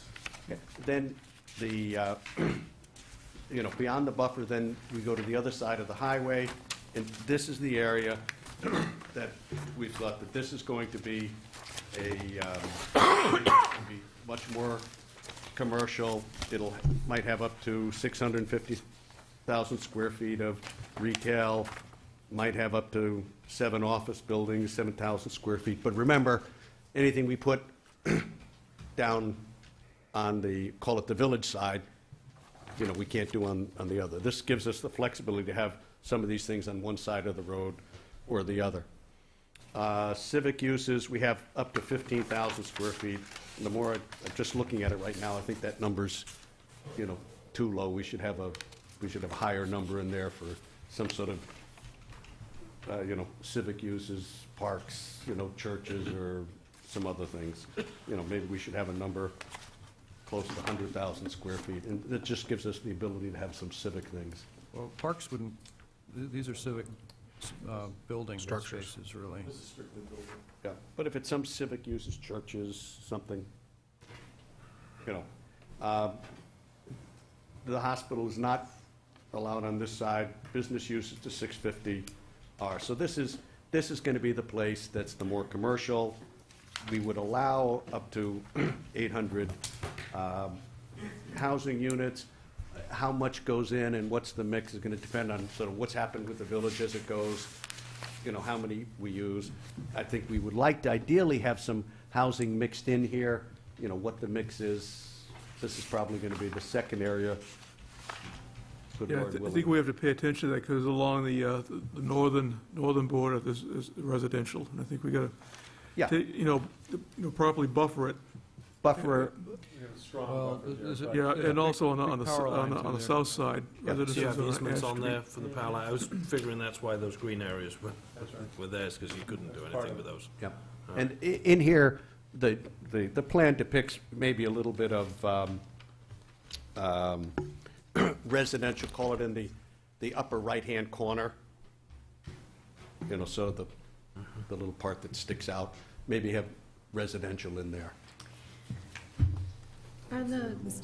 Yeah, and that also would be near the area where if the train ever came through, that'd be the train station, and that would be some commercial things around there.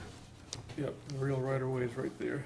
And, and we also envision in this area above retail, residential.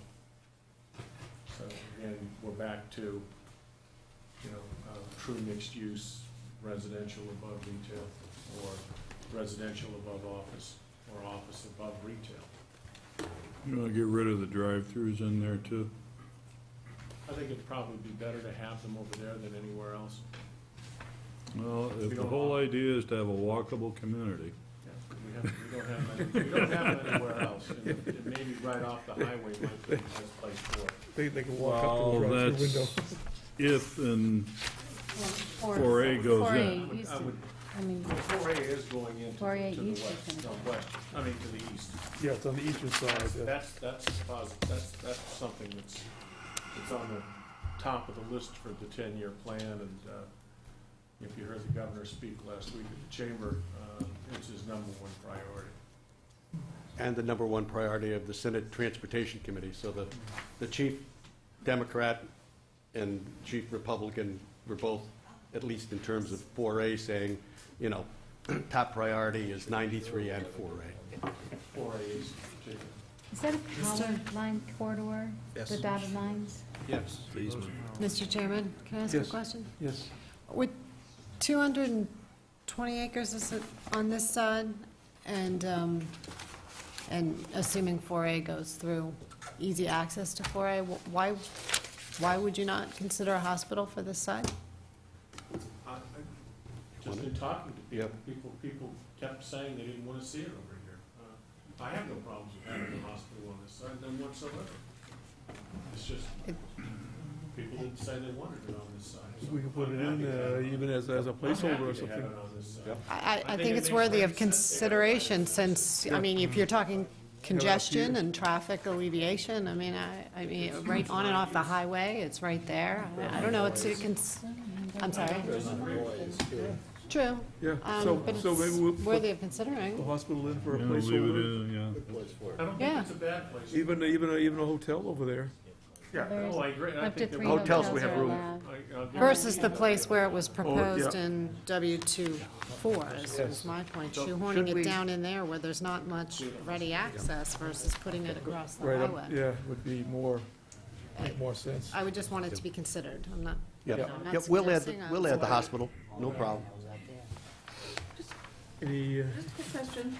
yes, Sorry, when I missed a page apparently, but it seemed like for a while that was gonna be more big scale development, and I was surprised to hear you just say stuff above stores, which makes me think of smaller scale Well, retail. I don't envision a mall here. So there's still, if there's gonna be retail, it's gonna be street level.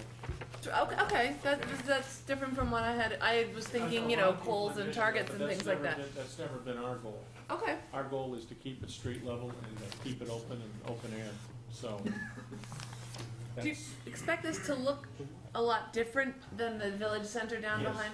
I do.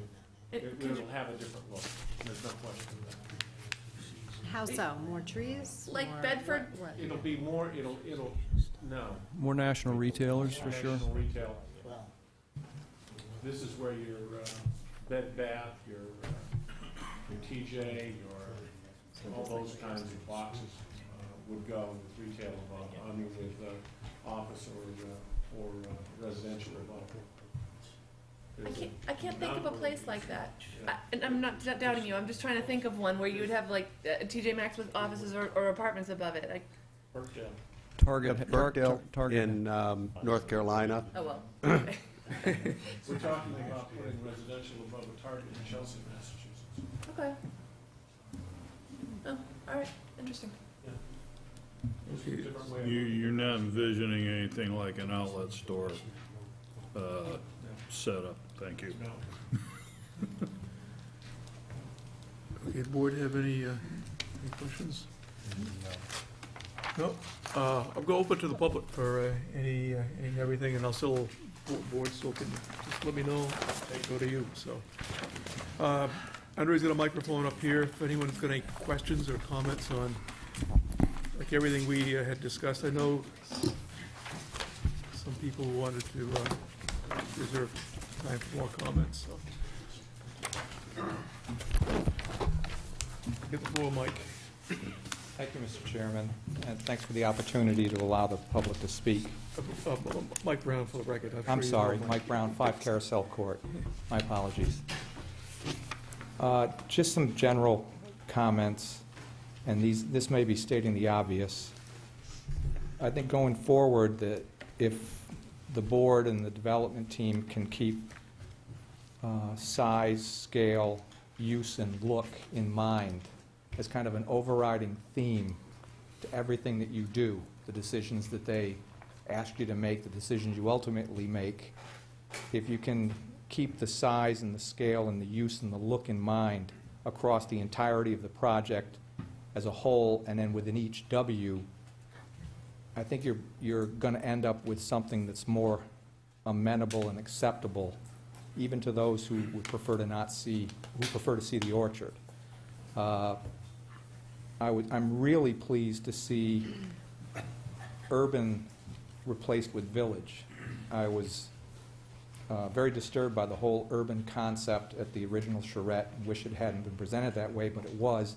I'm very pleased to see that it's been replaced with a village concept, because I think that's more in fitting with what we are. My personal preference is to have that village concept be New England style in nature, whatever that is. It's hard for me to pick it out and go that, but I'm going to say it, New England style village. Well, I think that's what we're gonna work on. Yeah, And, okay. Really glad the whole plopping the city down in the town has been removed. Not a good idea, in my personal opinion. Personally, I do prefer that there's an established maximum proposed number of units. And I say proposed because I think some valid points were brought up by a couple people that, while that's the model that Mike wants to move forward with, you know, as a business person, I think it's incumbent upon the board to also keep that in mind, that when the traffic studies come forward and the data is presented to you, that if ultimately that model doesn't work, moving down from that number is perfectly fine, and I think you're obligated to do so. I did have a question for staff relative to the whole residential part. Is the residential component, does it fall under the existing phasing ordinances that we have? Unless otherwise modified as part of the master plan that is approved by the board, yes. Okay, so that's the key caveat. Personally, I strongly, strongly, strongly recommend you stick to the existing phasing ordinance for this project. I would not want you, as my board, to entertain exempting that. And there's lots of reasons for it, which I won't get into. It's a key component to handling this going forward, in my mind. I really agree with what John said, and I know there's some dissenting opinions on the board, which is fine. I think that whole W29, the intersection of Gilchrist and Pillsbury, should be residential, like 2.8. Yes, the concept of an inn is nice and the water's nice, but I think if you stick to the concept of retaining the residential buffer at all costs, you can't go wrong. If you fool around with that area that borders it, it's problematic. It's just not worth it. I would keep it residential. Again, this is all my personal opinion. I'm just one person here. I'm not an expert in any of this. And I appreciate you giving me the chance to share that with you. Thanks. You're welcome. Anyone else? Mary. Mary, you weren't here earlier, but we did mention your email. About workforce housing. Oh, about affordable housing? Mm-hmm. Yeah, that's what I was going to speak to. Mary Tatro, 15 Isabella. I think it's really important that we have some affordable housing as part of this plan. I'm disappointed that in the way the plan has been presented with 1,300 units, it's like, oh, well, if you want affordable housing, it's going to have to be like, 1,400 units. Seems to me to be a negative way, an easy way to exclude affordable housing when people are concerned about the density of the project already. However, I believe that our children, our grandchildren, our workforce, our police officers, our town planners, our town clerks, people who work hard, should be able to afford to live in Londonderry. When I moved here 24 years ago, it was way cheaper to live here than in Massachusetts. Way cheaper. But sometimes there isn't such a differential anymore. I grew up in the beautiful town of Lexington, Mass. It's a gorgeous town. Lovely. I graduated from high school in 1977. There were 700 kids in my class. Of them, I know of 4 that live in Lexington. I mean, if you want to live in Lexington, buy a ranch house, maybe on a quarter acre of land with these fabulous schools, it could cost you like $700,000. I mean, it's crazy. And I don't want our town to become a town. I know there have been proposals for workforce housing, and people act as though it's a dirty word. Workforce housing is something that we should be proud of and try to, foster in our town. I mean, we can't be saying, maybe we came here 25 years ago and got a house for $150,000. Now we're looking at our children who can't live here. because the houses cost $400,000. And even if this project brings our housing values down, which I'm not saying it will, but even if it brings it down, there will not be affordable housing. And I am outraged when I see things like proposals for apartments for basically a pretty small amount of workforce housing. I'm outraged to see people rear up like it's some ugly thing to have apartments that could be affordable to somebody who makes $20,000, $30,000, $40,000 a year. So I ask the board and the developers to consider the affordable housing, because it shouldn't be something buried like, you know, let's hide it under the rug.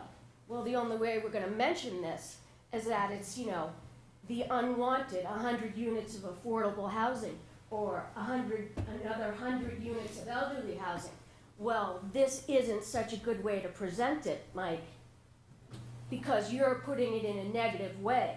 You're saying people are here and they're shocked already with the number of units, but we can see you've been working with us. I haven't been here for a few meetings. I think you've made great progress. I applaud you on that. I mean, I really think you've done a wonderful job working with the townspeople, and that you deserve a lot of credit for that. But I think the issue of affordable housing shouldn't be swept under the rug. It should be something that we are proud to offer in Londonderry. And that if we're going to have 1,200? 1,300, what's the number? 13. Okay, if we're going to have 1,300 units going in, I don't think it would kill us to have 1,200 units of affordable housing. I mean, 100 units of affordable housing. I think it probably would have killed him. He was ready to have a heart attack when he said 1,200. It's late for me. It's late for me. Yeah, so if we had 1,200 units going in, well, this is a wonderful opportunity. We're developing a really great place here. I mean, and there's apartments and stuff. You know, it's supposed to be for young people who are going to be making lower salaries at the start of their career. I think that we should look at the question not as though affordable housing or elderly housing is swept under the rug and it won't be considered because 1,300 is too many already. I think we should be saying, okay, 1,300 is the number, that's given. But why don't we have 1,450 units with 150 units of affordable housing? I think this is a really important issue, and I think, you know, we got to look at it. Our kids can't afford to live here. I mean, sure they can. They live with us. well, one thing I could say about my wonderful stepkids is they went off to college and they never moved back into the house. Wow. But they're older kids. So anyway, that's my little rant about affordable housing. Yeah, so I think most of this is probably, you know, it's going to develop after we've someplace else.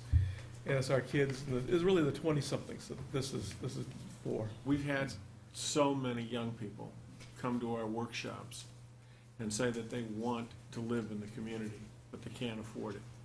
And it's one of the reasons that I'm such a strong advocate for having workforce housing integrated into the various densities that are here, because it's easy to be inclusive when you're building it. It's very easy to make it inclusive, and it's not costly at that time. But again, you know, as my representative said, maybe I'll go out on a limb and say 10%. Well, I'm not opposed to it, and that number is in sync with what that is. So I think that's a good thing. If we could end up with 130 units of workforce housing in this project, I think it would be a tremendous asset for the community. Because I don't make money on workforce housing. Anyone else? Ian, yeah, you're the...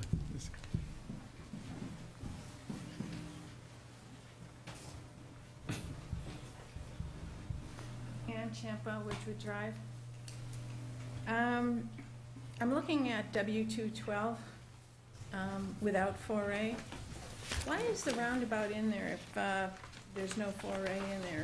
It's disrupting Hubby Road traffic. That's a throughway there. Limited speed throughway, but that's just going to serve to slow traffic down for the residents on the Hubby Road side. That's the idea. That's the idea, to slow the traffic down. So traffic's, what is it, 30, 35 in that area now? Which Probably not the real limit. Laugh all you want, there's cops sitting there waiting for you, so you shouldn't be going any faster. As it goes through a new residential area, it will act as a calming area to keep people from building speed. Yeah, it's a planning tool, an engineering tool. I guess it's more, because I think people realize you really can't have that level of enforcement without big expense to keep people's speeds down. So you design the roads to, what they call calming, to slow the speeds down. So how come we don't have it on Hardy Road on Gilcrest now? I mean, they're all the same speed. Why are we putting them in for this development and not I think originally there weren't houses on those roads. Weren't houses there, and the thing is, this is being planned as a unit, the whole area, so then you can do things like that. Just wanted to make note that at this point, staff has not really paid a particular amount of attention to the roadway network itself. We've been concentrating solely on land use. Okay. When we get through land use and we start talking about traffic and transportation network, those are the issues staff will be examining much more greater detail. Yeah, I'm getting a little ahead of myself. I'm kind of like everyone else. I have to apologize. Well, I kind of look at it, though, as like an Otterson, where you have, you have a definite place, a destination that people will want to cut through. And so they do have the stop signs and the roundabout so that people will slow down, not speed through the Just like neighborhoods. Home Depot put down a speed bump, so slow the Dunkin' Donut. But I drive it every day and people are racing through there. Yeah. You know, there's houses there now. It seems just like an accommodation for our retail stores to me. If exit 4A is not going in this picture, why do we have a 2 to 4 lane road going into Trolley Car Lane? Yeah, I don't think we're at that point. We're not at that In the point. picture. Roads yet. We're looking at the picture. It's a picture. It hasn't been designed. Yeah, I'm taking that front page as only a picture, not reality. The reality is the writing, written word right here, so far. Okay, I went to the Woodmont Orchards meeting on Saturday, and it was mentioned by Mr. Michaels that exit 4A West, it will be a reality, because the federal government will require it. If 4A goes east, it'll go west. Well, we don't know. Mary was there. Yes, because things are probably progressing. At this point, I mean, I don't know anyway. I don't think we know until, one, the money's been appropriated to do the widening of 93, because they have no money to build 93 north of Windham. Well, that's what was mentioned at the meeting on Saturday by John. I know where that came from, and I Okay. can be very specific about it. In 2007, the federal government mandated that there be access to the west. They built it as a four-way quadrant with access. They're not building it, but it's going to be there, and it's going to dead end right on the ramps. And they mandated that it has to be addressed. Now, it doesn't get looked at or approved or anything else until there's another complete FEIS, just like there was for the west and east, excuse me. And that would be something that the community would have to participate in and sponsor. So that's in the future. As a private developer, I can't mandate anything when it comes to federal highway or access to a federal highway, nor can I build to it. I have to be able, that's something that the community has to decide that they want or they don't. And that's where it's at. And it goes at the speed that the federal government moves on these things, which is not exactly rapid. But are you saying the federal government will take into consideration the request of the town? If the town requests, yes. If for it not to be? I can't answer that question. I really have no idea. I know that they anticipate that there's a westerly access, and they mandated it in 2007 when they took over the design and the approvals for the project. So why are you taking out W212 with 4A West then, if you know it's coming down? It's not coming down soon, and it's complicating the application. It's complicating the application, but I want people in the area to realize what's going to be coming down on Hovey Road. If we don't put these pictures in and 4A is gonna be coming, we're shortchanging the people in the Hovey Road area. It'll be a whole new planning board process? Yeah, it'll be a whole nother process I of know, like but this. it looks like 102 is going in right next to Hovey Road, and that isn't to the benefit of the people who live there. You've got a cemetery, you've got an older area there, and you're putting in, So I think proposing, up to this point, a lot of commercial retail businesses there. And so if we take this out of the equation, you know, but it's coming. Well, it could always be added as a footnote. That's what I'm saying. I think that there could be a footnote on the plan that says, in the future, 4A may go west. If it goes west, the developer will come back before the planning board for an amendment to the master plan. That would include whatever it might include. And that would allow people to be aware, Ann, but you can't say that this is gonna happen if there's no indication I know, that but it I'm is. looking at his list That of thing is just gonna be thrown away. I'm sorry, guys, that Greenan thing is gone. It's You not say as, that, but it's not as accurate as your verbal descriptions. Yeah, the verbal description is what counts. Well, The the staff will verbal also, description with 4A, the staff will also be putting together a list of permitted uses, just like you do for any of the other, what the zones that we've done. So we'll have a very detailed list that you can look at the examples that Tim's put together before, that has a very detailed list of what's permitted in that area, what's conditional, what's permitted. Correct? That's all part With of the... definitions of what each of those things mean, too. It's Yeah. all part So of that- what still needs to be developed, yes. Right, right, but I mean, so that we are sure that we're all talking about the same thing when we say, fast food restaurant. And we'll be working with the staff in that regard, so that we can narrow the focus down for the planning So board. some things might be actually outright permitted, and some things may be conditionally permitted. The board then has, when they come with a site plan, we have to conditionally approve. Right. I know, but again, hospital's still there in these plans. What I'm saying is, let's be real, it may be coming down the pike, so let's not wipe this off the boards. Yeah. Because, I mean, I think what, as I said, Mary said, you know, will be a footnote in the master plan. And for it to become reality, it'll have to go as, for a public hearing and everything, as an amendment, you know, to the master plan. And So, I understand what Ann's trying to say, though. She's trying to say, let's not say that Home Depot isn't gonna be built, you know what I'm saying? When I was moving into my neighborhood. Yes. Let's not say that Home Depot's not gonna be built, because in fact, you know, that was a possibility it was gonna be built. Let's let people know when they do their due diligence to buy their house, that perhaps down the road, there could be an exit from 4A, okay? So it would be a footnote on the master plan. and what they had envisioned for that area if 4A goes in. I don't know if there'll be a picture in, but there certainly will be a listing of what things could possibly go in there. This was in the last planning board meeting. But these are This just was here. conceptual discussions. This is not anything that's set in stone. It isn't This is real. all concepts. Well, Can all be thrown away today. That's all thrown away Right. today, too. But it's listed as uses. Well, you know what I mean, Mary. Of course we said. Yeah, recycle, but this is what we're going by right here. Right, and it This would says be- it in there, too. It just says they have to come back to you. Yes, yeah, and that's the. But we're talking today like it's, you know, we're wiping 4A off. 4A Short term, yes, Right, longer but term. it's gonna be there. But you're probably looking out, I'd say, probably 10 years from now. Right, but I'll still be in my home.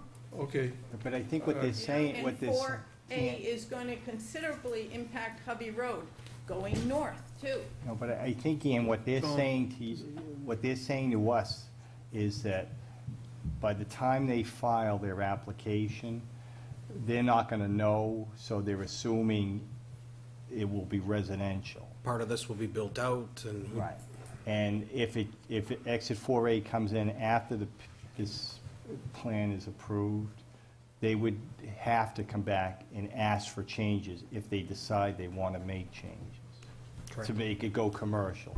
And But right now, they're assuming it's going to be residential. Am I right? Yes. Right. But all the while, they know Exit 4A West is going in. I think they So- hope. yeah, they Well- probably hope, but No, safely They say at know this point, it's we don't going really know. Mr. Chairman, may I ask Yeah, I got Andre, and I'll get you, John. No, and to your point regarding exit 4A West, and the only qualification I would say against the mandate is that I think at one time, the exit 4A West was precluded from happening because, again, there was a retention of the orchard land that was felt strongly of the Londonderry at the time. But then later on, I think it was in 1997, there was I guess a legislative act created that they wouldn't be precluded from going west, as long as they followed the FIS process. And when I say the FEIS process, it's that is the same process that we use for the east side, and that started in 1985, and we're not done yet. Matter of fact, we're going through our third iteration of the impact, the environmental impact statement. I don't, in 10 years, if that happens in 10 years, then I would be solely amazed. I mean, there's so much work involved, and we don't even know if they were to start the FEIS on the western side, we don't know if that's going to be the location there. They have to look at everything. There were so many alternate routes on the east side that we looked at. I'm pretty sure you were aware of that. And it slowly got narrowed down to that location, and now that's what we're doing the supplemental environmental impact report for that location. And if the west side were to be looked at, again, here we are almost 30 years later on the east side, I suspect that it's going to be almost equally as long on the west side because there's so many factors that have to be considered. It's not just for the westerly, exit 4A westerly won't be just for this project. It would be for the whole town of Londonderry, for the whole west side of the region. Right, but I'm just saying, your 4A West is going through a residential area, an existing residential area. So I hope you keep in mind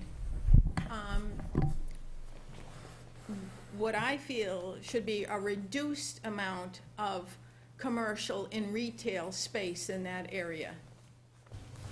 And also to make sure that all areas of the plan, including the 212, 211 area, do have boundaries that are the same as the existing homes in that area, because I see things on the plan in 211 that are not the back side of it. So the house is on Trolley Car Lane. There's a house with the 20 acres right there, and they're not 1 acre lots butting up next to it. And I want to make sure that the houses on Hovey and any yards that are bumping up into 212, they do have single families that are 1 acre. We If they did are talk butting about having against that in 1 acre. in the narrative. Yeah, Also- that's in the narrative. Since we're talking about the apple orchards on Gilchrist, there are apple orchards on Hovey also. Is there any chance of leaving a couple of rows of trees on Hovey?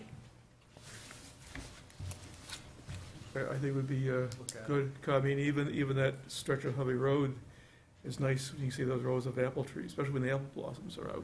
We'll take a look at it. Okay. We'll get back to you on it. And also especially around the cemetery, so it would be a Keep the little more little peaceful rural, yeah, peaceful. right in that area. Which we've committed to expand. Yes. Yeah, but something to take a look at, keep that rural apple look about it. Thank Town you. hallmark. Thank you. Anyone else? I had Okay, oh, John, I a forgot about you. question based on the conversation. So, considering what I just heard about 4A, how are you going to go about your planning as far as planning your roads and so forth if you're going to go about starting development, starting your next phase of planning without 4A? You still have to consider your road system, and what are you going to do about that? There's a lot to do south of Pillsbury, and there's a lot to do east of 93. Those will be earlier phases than. So let's say we're 10 years out, and we unless someone has a crystal ball that we don't know about, the potential from what I heard is 10+ years to get an off-ramp there. So you're looking at, from a development standpoint, either one, stagnating, or overdeveloping your road system and planning for a access way that may or may not exist. Well, that's not necessarily the case. You can always have enough capacity under the ground to handle almost anything if you plan for it. And your roads, you could have a 2-lane road, but have the width for a 4 later on. Those are just things that you do. I would do that anyway, regardless, because I think that someday there will be a 4A, and it'll be in my lifetime. I agree. And so I'd be crazy not to plan for it. So from a planning perspective, and I think we talked about this a little bit at the meeting that I was at, when you start talking about access, currently the access for 4A accommodates this property and this property only. And I asked the question about the access that would allow, say, access to 4A for the rest of the town, and how do we go about that planning, and even though we're considering that 4A may or may not be there? You know, that all takes place in the FEIS. That's what the federal government's going to mandate, is that the westerly all the way to probably town center be looked at and addressed, and how that corridor would work, and how the various corridors would work. It's not just one. I would say there probably be 2 or 3. And that FEIS would take into consideration all those aspects of it. It wouldn't be just for this project. It'd be for the entire community, because that's what's affected by it. So from a planning perspective, timing-wise, right, I'm hearing 10 years, FEIS, right? I keep on hearing the 10 years. I just want to qualify that it's going to even take a while just to get it started. I mean, the environmental impact statement, I don't know what needs to precede that. There's a whole once we host get of into things the that have to take environmental place, impact statement,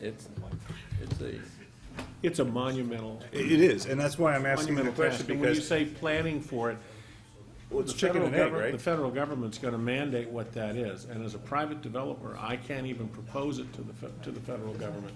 Yeah. That's a regional impact, and that has to be addressed by the state and the locality. So my question to you is, there's a point where you're going to say, hey, I got to go because I got to make money on this property, and let's say the 4A project hasn't even started or isn't even close to being ready to go. What do you do?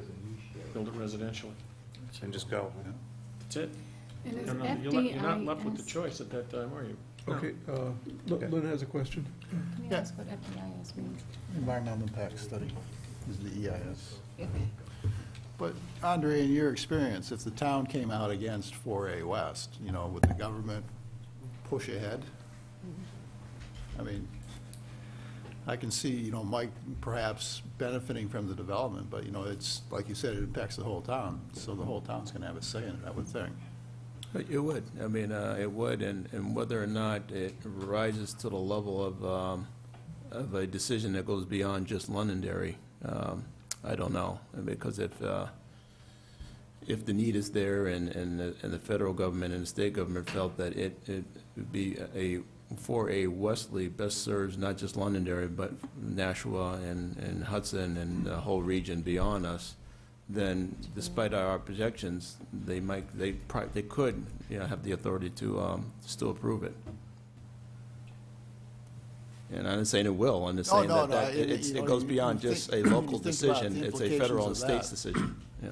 The implications of that, just, extending Chenito Road, or the developments happening on the east side, and what has to be done. Easiest way to put it is any highway access is a regional impact, not just necessarily the town itself. It is a regional impact. Yeah, the decisions, even with the what's been done on 4A so far, has really been the state and the federal government. Yeah, I mean, we had some say as to. Yeah, absolutely. The two towns had a lot to say with it in the beginning. Yeah, but now it's tremendous input. Yeah. It was a town-sponsored project. Still is, actually, on the books. Yes. Yep. Very much so. Yep. Any other questions? Oh, okay. Joe Green. Joe Green, 25 Mammoth Road. I just wanted to clarify for everybody, maybe this is a question for staff. When this master plan is signed off, okay, and I know that we start construction and site plans are in the midst, 4A comes up. Do they have to go back and do a complete new master plan, or is it an addendum to the master plan? They would have the option of either amending the existing master plan or proposing to eliminate portion. It's really up to them as to how they approach it. My estimation would be that they would propose an amendment to the approved plan. Right, so none of these things, we don't have to come back on all the other sections, it's just that one specific area? And can you identify it as, for instance, in the amendment, could you identify it as that W12, whatever it was? However it ends up playing out, yeah. Okay, thank you. Okay. Chuck? Thanks. Chuck DeRossi, Old Dairy Road. Just a couple of comments. You and I have been here long enough, but I'm just going back on my recollection. I thought as a town we wanted this, and didn't we pay like $5 million already, and we're on the hook for more once it goes? No. Because this is something we wanted? We're not on the hook for more?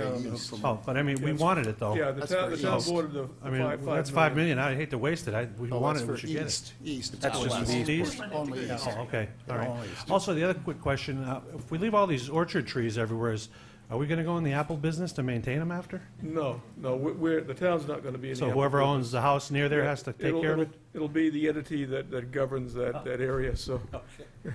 Thank you. Well, hopefully we can go pick some apples from there, you know.